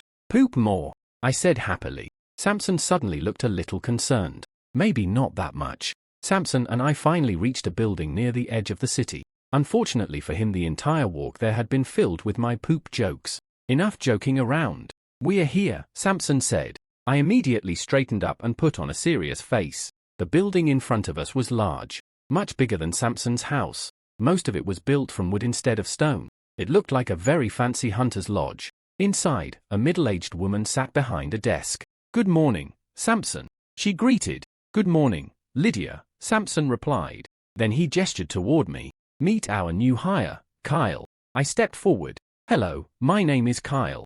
Nice to meet you. Lydia looked surprised. Hello, Kyle. My name is Lydia. Then she turned to Samson. I thought you said he wasn't good at sand speak. That was my moment. Before Samson could answer, I jumped in. I'm not very good at sand speak, I said confidently. I only know how to say these 3 sentences. Lydia raised an eyebrow. Was I serious? I struggled not to laugh. I remembered a classic Family Guy joke. I can't tell if you're joking, Lydia said. What? I replied with my most innocent expression. Samson sighed. He really isn't good at sand speak, Samson explained. He's learning fast, but he still can't speak fluently. Lydia looked between us. But I am joke, I interrupted. I learned 3 sentences to confuse. Is funny. Samson laughed. At least it wasn't another poop joke. Lydia gave me a sideways glance. But when she saw Samson laughing she forced a polite smile. A little humor never hurt anyone, she said. I raised an eyebrow. Did she not like my joke? I thought it was funny. After that Samson reported yesterday's earnings. Lydia wrote everything down. She used a strange balance sheet format. Ah, I thought. She's the accountant. Then Samson showed me something useful. He brought out the wolf pelts we collected yesterday and taught me how to properly process them. Apparently buyers don't want hides covered in blood and gunk. Cleaning and preparing the pelts made them far more valuable.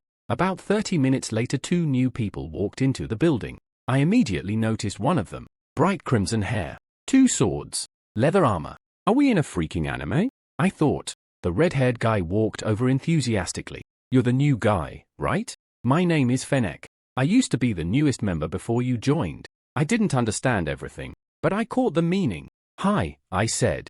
My name Kyle. I newest. I bad sand speak. Sorry. Fennec laughed.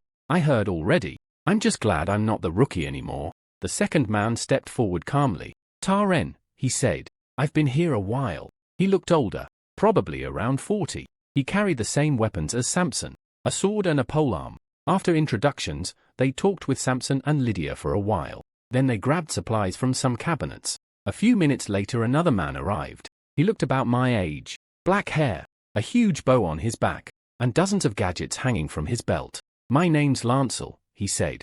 I'm the bowman and trapper. Nice to meet you. Then the final member entered. He was shorter than everyone else, but he carried an enormous shield and a massive mace. My name is Nervan, he said calmly. I'm the team's shouter. Shouter? I thought.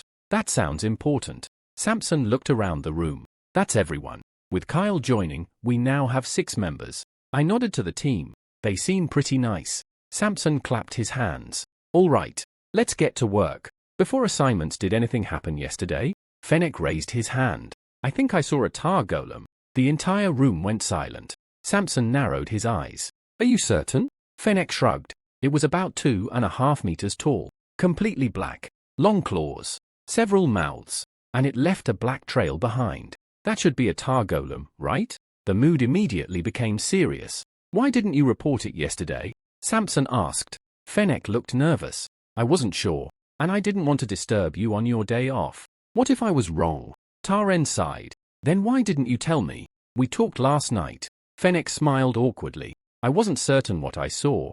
Sorry. I watched the scene quietly. Even though I didn't understand every word, the situation felt very familiar. The energetic new guy messed up. Classic workplace drama. Bet he wanted to impress the boss personally, I thought. Samson focused again. Where did you see it? Near Willow 2, Fennec answered. It was moving west. Samson thought for a moment. There's nothing valuable nearby yet, but if it keeps moving it will reach the Mastiff grounds. That would be bad. Then he looked at me. Seems your first day will be a special one. My eyes lit up. I help, I said loudly. Samson nodded. Then he looked at the team. Grab your gear. We deal with the tar golem right now. All 6 of us left the building together, and from the way everyone moved I could already tell this was serious. If the whole team is mobilizing, something big must be happening. Walking in a large group was inefficient. Hunters usually worked in smaller units. So whatever this tar golem thing was, it was a real problem. Unfortunately, I still didn't understand most of the conversation.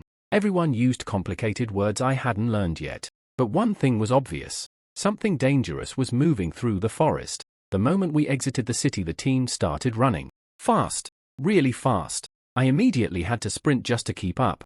Holy shit. These guys are insanely fast. Lancel was the craziest one. He was literally jumping from branch to branch like a ninja. Meanwhile, the others just ran through the forest like wild animals. Then Nervan glanced at me. He looked annoyed, and before I could react, he grabbed me.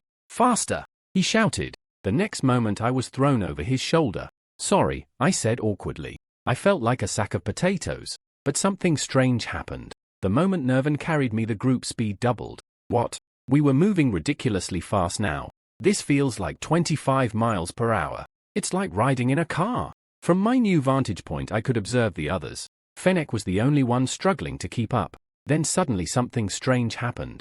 The air around him heated up. His surroundings distorted slightly, and his speed increased instantly. Did he just activate a skill? Some kind of fantasy ability? The team maintained this insane speed for over 30 minutes. Then suddenly, Samson raised his hand. Everyone stopped. Nervan immediately threw me off his shoulder. Samson started giving orders. The team split apart instantly. Watch, Samson told me. Understood, I replied. We moved forward carefully. Then I saw it, and my eyes widened. What the hell? In front of us was a massive clearing, but it wasn't natural. The entire area was destroyed. Tree trunks littered the ground. but something was wrong with them. They were black, burned, corroded. It looked like thousands of trees had been crushed and poisoned. I took a deep breath. Immediately I started coughing. Holy shit! The smell was horrible. It was like breathing acid. My nose burned. My throat burned. The entire clearing stretched toward the horizon. This isn't just a clearing, I realized. It's a trail of destruction. Whatever the tar golem was, it had bulldozed through the forest. Samson crouched down and started investigating the ground. He scraped up some black material. Then he used a mortar and pestle to analyze it. Meanwhile, I stood there coughing like crazy. The smell was unbearable. Eventually, I turned away from the wind. What do? I asked. I searched tar golem, Samson answered. I stared at the destruction again. Direction is obvious, I thought. I pointed. There. Samson looked at me. That's where the tar golem is? I pointed again urgently. Yes. There. Samson frowned. It could also be the other direction. He pointed down the opposite side of the destruction trail. Then it clicked. They normally tracked monsters by analyzing the ground. But that process took time. Meanwhile, I could smell it. Smell, I said loudly. Bad smell. Smell come from there. Samson sniffed the air, but he couldn't tell the direction. The smell was too faint for him. Then he remembered something. Yesterday I had sniffed out the wolf pups. Maybe my nose was special. Are you sure? Samson asked. Yes, certain. Smell real bad. Samson stared at me for a moment. Then he nodded. Let's hope you're right. He whistled loudly. Signals for the team. Then he grabbed me again and started running. We followed the destruction trail. The smell became stronger, much stronger. My eyes started watering. How is this smell so horrible? I thought. And how can Samson not smell this? Soon other hunters reappeared from the trees. They regrouped with us. Suddenly the smell intensified again. I almost gagged. There! I shouted.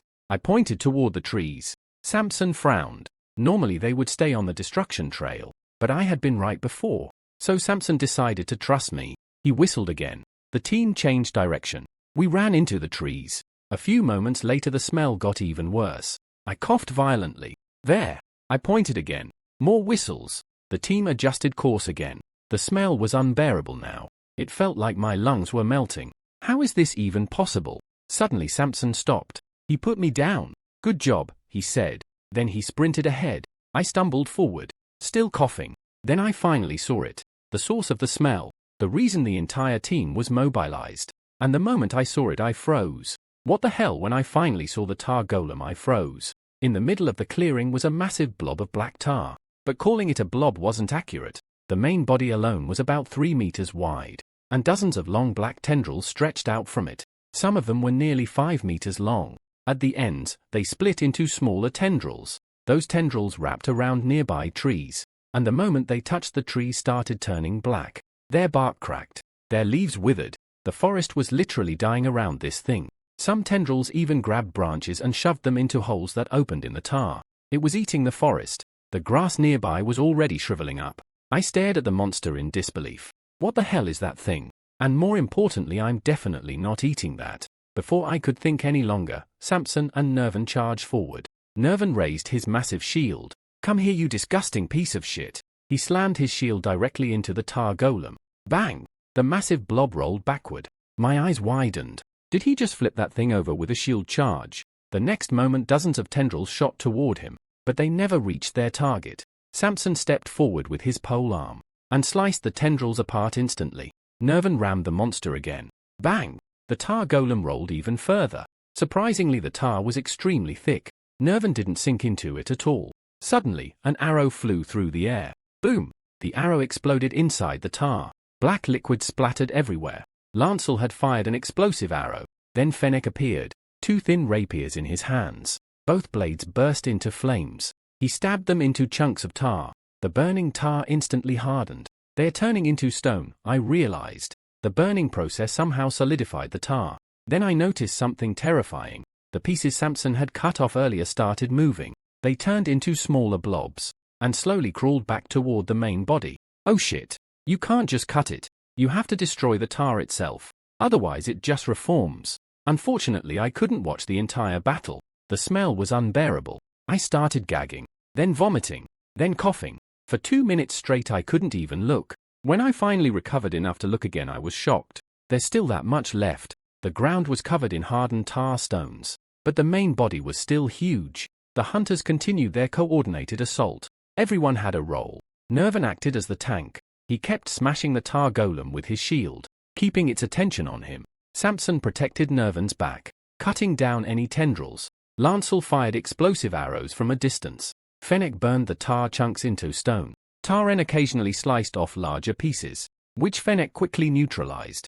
It was a perfect team battle, and it lasted a long time. 10 minutes passed, then 20, then 30. Eventually Lancel ran out of explosive arrows, so he joined Taren in melee combat. After an hour of fighting, the tar golem had shrunk dramatically. It was now barely 1 meter wide. The hunters became more aggressive. But I noticed something else. Fennec was slowing down. His fire abilities clearly drained a lot of energy. Wait, I might be able to help. I looked around. Broken branches from the destroyed forest were everywhere, so I started gathering them. I made a large pile of wood near the battlefield. Then I shouted, "Fennec!" He turned toward me. Then his eyes widened. He understood immediately. He rushed over and ignited the pile. The wood burned instantly. The tar golem had drained all the moisture from it, so it became perfect fuel. The other hunters quickly noticed. Suddenly, splash! A chunk of tar landed beside me. The smell nearly made me vomit again. But I held my breath, grabbed the blob, and threw it into the fire. The tar squirmed in my hands. I almost threw up again, but after a few seconds the blob hardened into stone. Another blob landed, then another. Soon Taren and Samson joined me, each of us burning tar pieces. Meanwhile Nervan continued smashing the remaining core. Eventually the monster collapsed, and the battle ended. The tar golem was finally defeated. The remaining tar solidified. I took a deep breath. "Fucking hell," I muttered in English. The others looked at me curiously. Apparently I had accidentally helped their strategy. Normally they only started burning tar later, because everyone was too busy fighting. But since I gathered wood early, we saved a lot of time. Samson smiled tiredly. "Good job, Kyle. You saved us 2 to 4 hours by finding the tar golem early, and another 10 minutes by preparing the fire." I nodded. "Thank you." Nervan laughed. "Not bad for your first mission." Earlier he looked annoyed with me. Now he seemed impressed. Once the last tar hardened, the hunters extinguished the fire. Samson then gave several orders. The team spread out across the forest. Finally he looked at me. "You, come with me." After the tar golem was defeated, Samson told me to follow him. And for once I was allowed to walk on my own. No one threw me over their shoulder this time. But after about an hour of running I started regretting that. I'm starving. I had eaten breakfast earlier, but that was normal human food. And normal food barely did anything for me anymore. Then suddenly, I stopped. "Wait!" I shouted. Samson turned toward me. "What is it?" "Smell good," I said while pointing into the forest. Samson immediately frowned. "Never go there." I blinked. "Why?" "That is the territory of the great anaconda," Samson explained. "It is the strongest beast in the region. It has already become a ferocious beast." "Ferocious beast?" I asked. "I know what a beast is, but what's that?" "That is the second realm of beasts," Samson said. "Second realm?" I repeated. "I will explain later," Samson said. "For now follow me." So I kept running behind him, even though I had a million questions. Eventually we reached the end of the destruction trail. The trees here were healthy again. Only a bit of withered grass remained. Then Samson started explaining. "Tar golems are not natural. They are man-made. Someone had deliberately released that monster. Apparently this wasn't the first time either, but they had never found the source." Samson pointed at the grass. "The tar golem only starts attacking trees after 3 days. Grass recovers very quickly, so finding the origin is very difficult." Then he pointed at my nose. "You can smell it, right?" I nodded. "I smell." So I started tracking the scent. At first it was easy. Even after 30 minutes of walking the smell was still strong. But there was no visual evidence anymore. The grass had completely recovered. Another 30 minutes passed. Now the smell was getting faint. But I could still track it. Eventually I had to swallow my pride. I dropped down on all fours and started sniffing the ground like a dog. My dignity is gone, I thought. But I have a job to do. My eyes watered from the disgusting smell. Samson watched silently. But the further we went, the more nervous he became. We were approaching the territory of the great anaconda, a ferocious beast. If the culprit placed the tar golem there, we were in serious danger. That would mean the perpetrator wasn't afraid of a ferocious beast. Suddenly, I stopped. The smell was extremely faint. But one thing was clear. If I moved away from this exact spot, the scent disappeared. So I started digging. Like a dog. After digging for a bit, I sniffed the hole. My eyes immediately started watering again. I jumped up coughing. There! I shouted. Samson walked over. He carefully dug deeper. About half a meter underground he found something. A small satchel. He pulled it out. Then he opened it. A small clear sphere rolled out. Samson looked at it carefully. Good job, he said. Apparently it was an incubator device. Someone had used it to grow the tar golem. Samson immediately started analyzing everything. The satchel, the glass, the runes. Based on the materials, it was probably made locally, but poorly. Not professional work. Most likely someone who had basic knowledge of golmancy. Maybe an artificer academy dropout.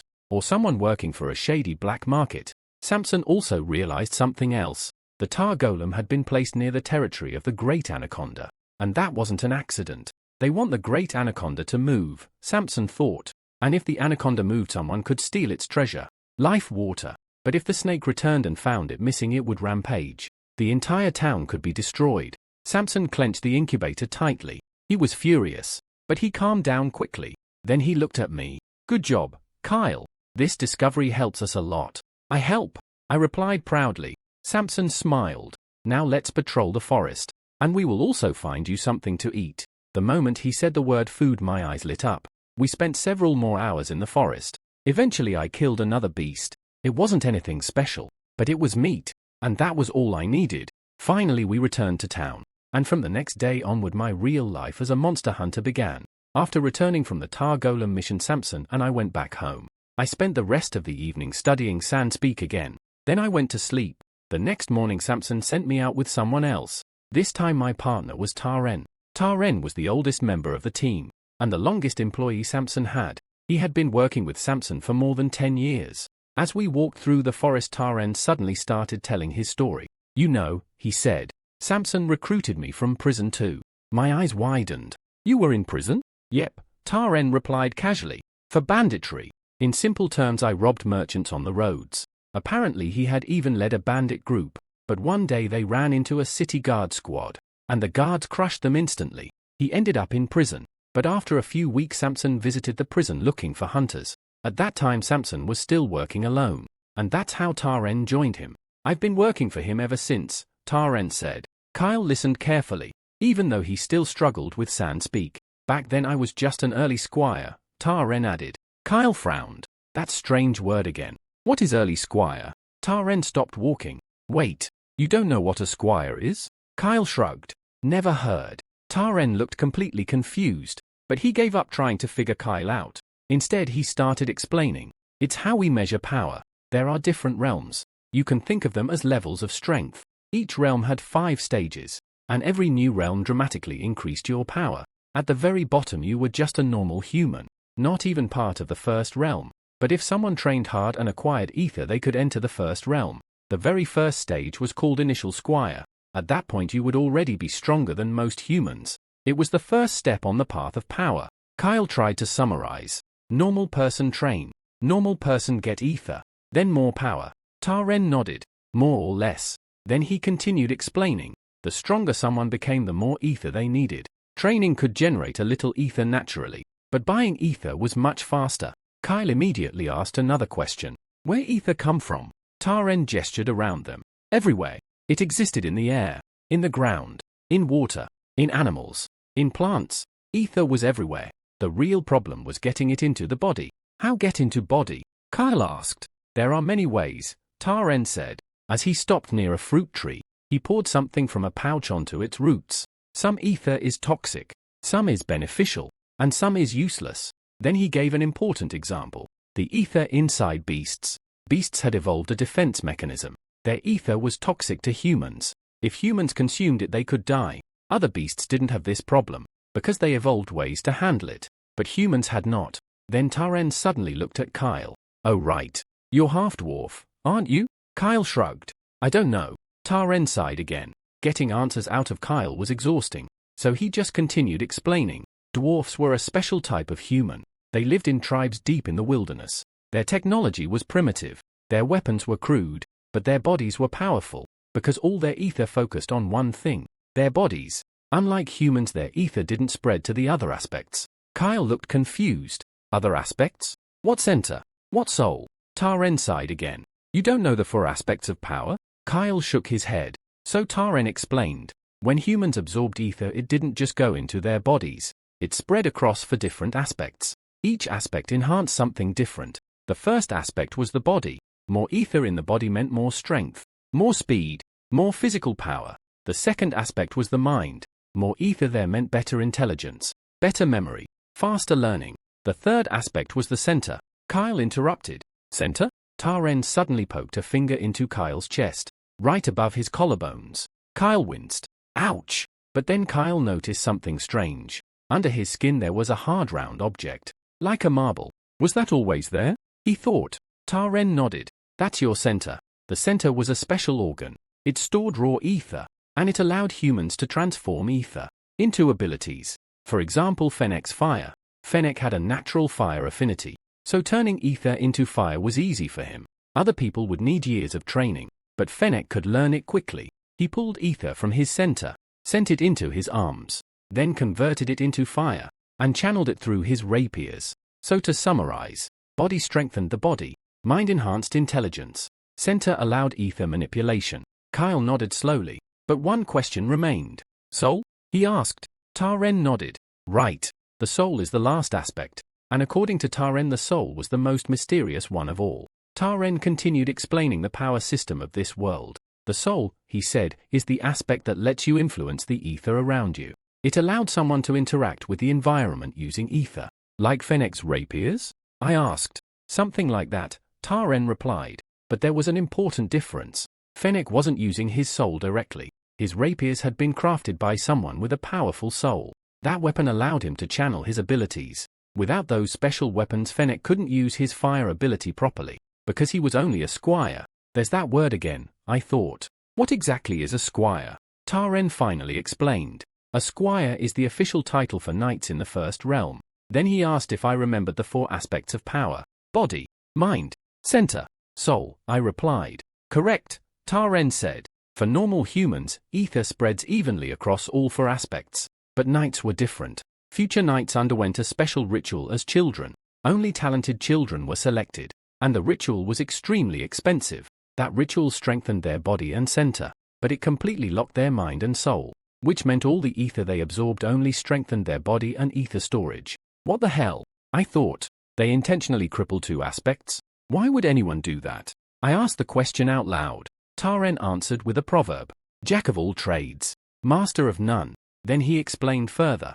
Every person had something called existence weight. When someone accumulated enough ether, their existence became heavier. That allowed them to advance to the next level. Since knights focused their ether on only 2 aspects, their bodies and ether reserves grew far faster.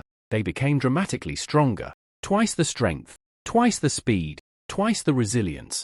Even without combat training, a squire could defeat more than 12 normal humans. For example, Fennec was only a mid-squire, but he could still fight Samson, and Samson was equivalent to a peak squire. The difference came from the night ritual. Of course, that power came at a cost. Fennec would never become a sorcerer, and he would never become an artificer. His mind and soul simply weren't strong enough. But that didn't matter. Knights only needed to win fights. Then I heard 2 more unfamiliar words. Sorcerer? Artificer? Taren explained those 2. Sorcerers followed a completely different path. Their ritual enhanced the mind and center. Their bodies were weak, but their control over ether was devastating. They studied magic and techniques for years. A mid-apprentice sorcerer could probably destroy something like the Tar Golem with a single spell. Powerful, I said. Taren nodded. But they're helpless if someone gets close. If a knight managed to reach a sorcerer in battle, the sorcerer would likely lose. That's why knights and sorcerers often work together. Knights protected them, and sorcerers unleashed destruction. Then I asked about the third path. Artificers? Those were the magical engineers of this world. Their ritual focused on the mind and soul. Their bodies were weak, and they couldn't cast strong spells, but they could create magical equipment, weapons, tools, golems. Everything advanced in this world came from artificers. They were essentially magical blacksmiths. Then something clicked in my head. Tar Golem made by artificer? Taren smiled in surprise. Pretty smart for a half-dwarf. Great. A compliment disguised as an insult. But I still felt proud. Taren continued explaining. Golems were magical machines. They absorbed ether from the environment and used it to grow or function. Artificers who specialized in them were called golemancers. Then Taren explained the bigger system. Most powerful humans focused on 2 of the 4 aspects. Each combination created a different path. Body and center created knights. Close combat specialists. Body and mind created fighters. Extremely fast and skillful warriors. Body and soul created paladins. But those only existed in another duchy. Center and mind created sorcerers. Masters of destructive spells. Center and soul had several possibilities. Conjurers could summon demons. Beast tamers could control animals. Priests were another path. But those didn't exist here either. Finally there was the last combination. Mind and soul. Those became artificers. Creators of magical equipment. Each path had its own title for the first realm. Knights were called squires. Sorcerers were apprentices. Fighters were adepts. Paladins were adjutants. Conjurers were summoners. Beast tamers were fledglings. Priests were servants. And artificers were tinkerers. That was a lot of vocabulary. I was surprised I could even remember it all. Then I asked Taren something important. What about you? What are you? Taren shrugged. I'm just a regular human with ether. Technically he was equivalent to a late squire, but he hadn't undergone the ritual, so he wasn't officially a knight. That meant there was no special title. People just said Realm 1, Level 4, or they casually called it late squire, even though it wasn't technically correct. Then I asked the most important question. What am I? Taren answered immediately. You're Realm 1, Level 2, equivalent to an early squire, but since I hadn't undergone the ritual I was just a regular human too, or maybe a half-dwarf. Then Taren added something interesting. Dwarfs concentrated all their ether into their bodies. That made them incredibly strong physically, but they were clumsy, and not very intelligent. However, they had a massive advantage. They could absorb ether simply by eating beasts. They didn't need special rituals or expensive resources. Taren sighed. I wish I could grow stronger just by eating beast meat. Then he looked at me. Dwarfs are basically beasts in human bodies. They live simple lives.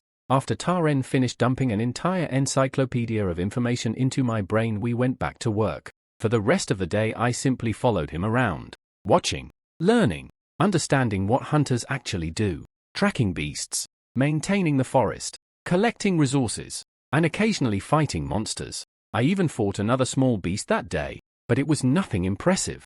The hunters were clearly going easy on me. They wanted me to get used to the wilderness first, because a hunter's life wasn't just about fighting, it was about surviving. Every hunter had to be able to defend themselves in the wild, and sometimes that meant life or death battles. The next day I was assigned to someone else. This time I followed Nervan, the older, shorter man with a massive shield and mace. During group battles Nervan acted as the tank. His job was to attract the beast's attention, while everyone else attacked. But outside group fights he hunted just like the rest of them. As we walked through the forest my mind started wandering. So Nervan is the tank, Samson and Taren are melee fighters. Lancel is ranged. Fennec is a fire damage dealer. Do we have a healer? Probably not. Maybe priests, or sorcerers, or maybe artificers made healing gadgets. This world really feels like a game. Nervan led me deeper into the forest. At first it looked like a normal patrol, but suddenly he stopped. Then he turned to me. Time for you to prove yourself. My stomach dropped. I had already sensed something dangerous ahead.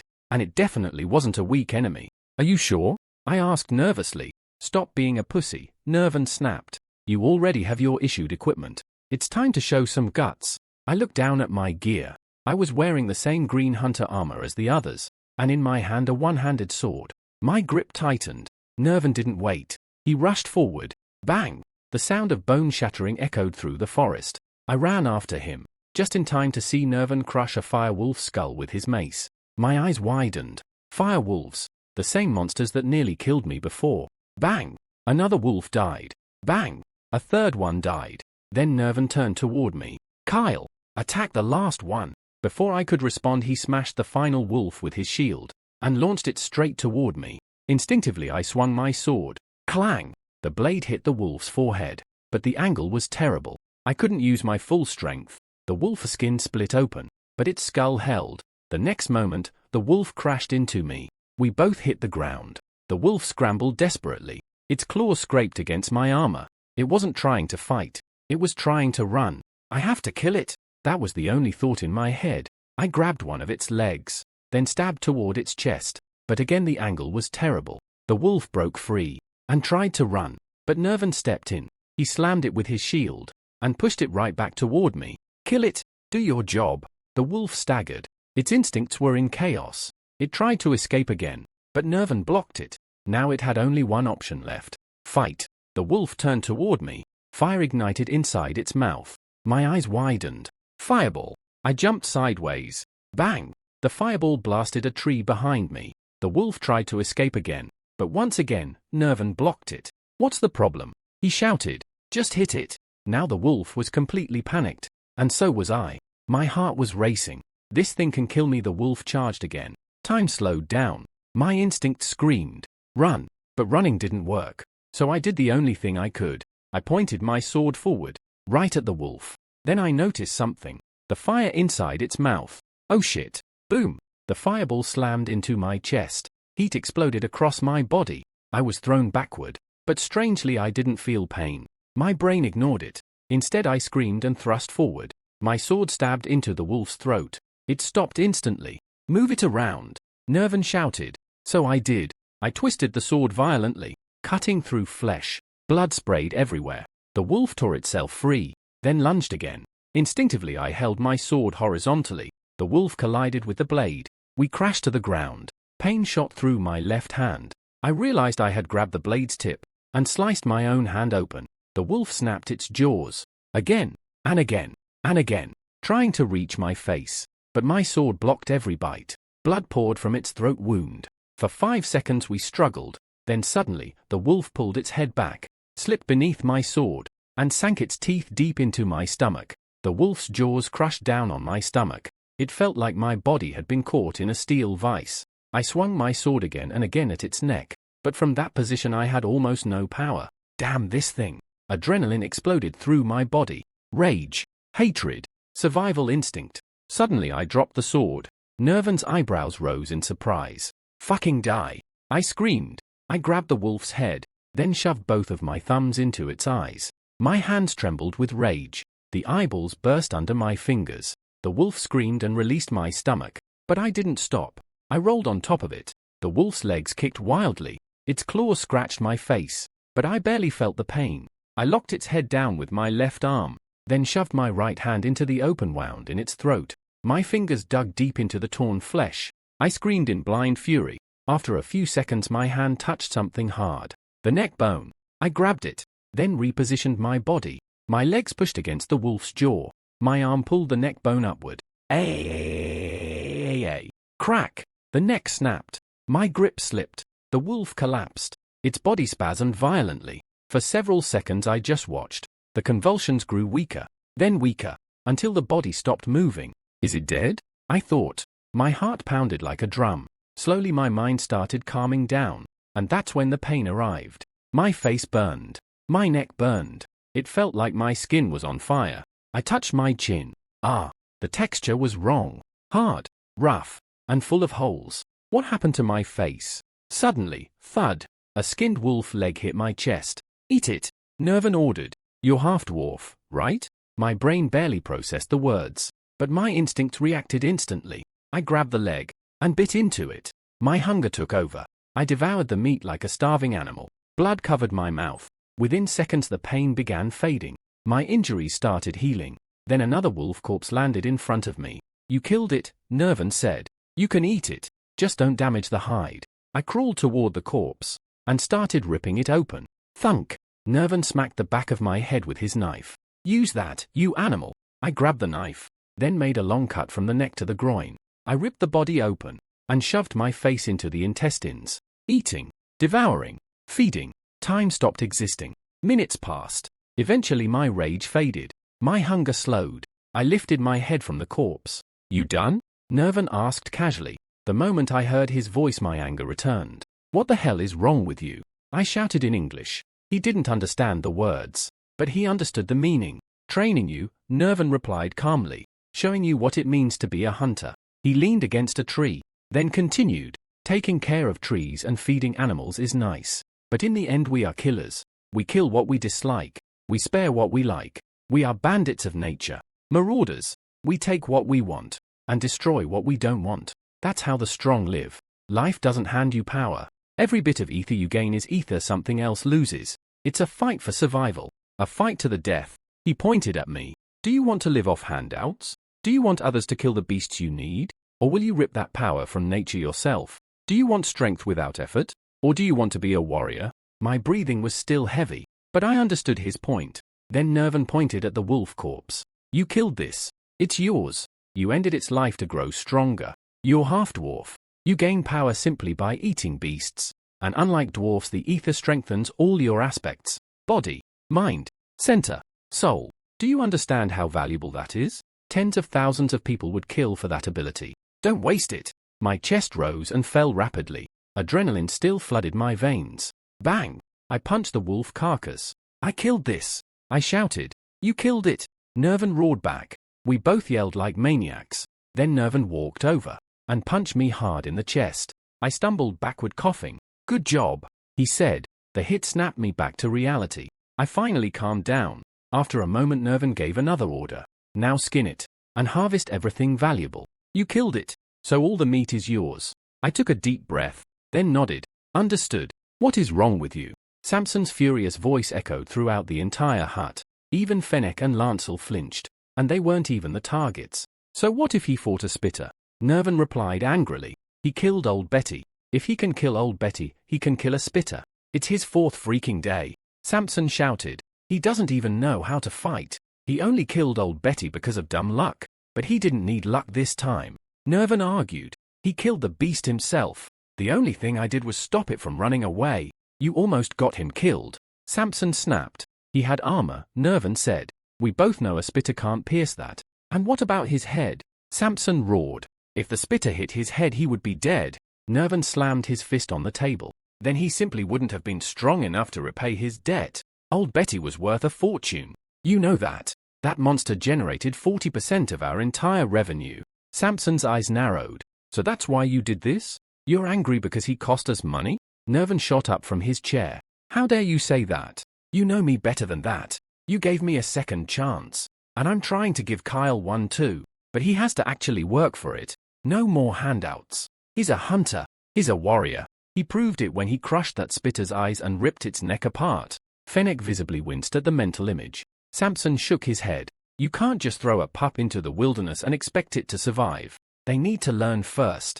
Nervan crossed his arms. An eagle chick that never jumps from the nest will starve. If you want him to succeed, you have to let him fail. Coddle him and he'll remain a chick forever. Samson stared at him. It's his fourth day. His fourth. Nervan jabbed a finger toward Kyle. He's half-dwarf. Dwarfs fight beasts when they're barely 8 years old. Look at him. He's already in his 20s. He's starting late. If he wants a real chance to survive, he needs pressure. Nervan slammed the table again. You're ruining his future by protecting him. Samson stood up. I trained every single one of you. I know how to train inexperienced hunters. And throwing someone to the wolves is stupidity. We are not animals. We don't throw our children into deadly battles and hope some survive. We are humans. We teach them. We guide them. Nervan fired back instantly. He's not a child. He's an adult. He wasted his childhood already. Now he has to face reality. Samson shook his head. He's not an adult. For days ago he didn't even know what a city was. His body may be an adult, but mentally he's still a child. He needs to learn first. Then Samson added something bitter. I have children.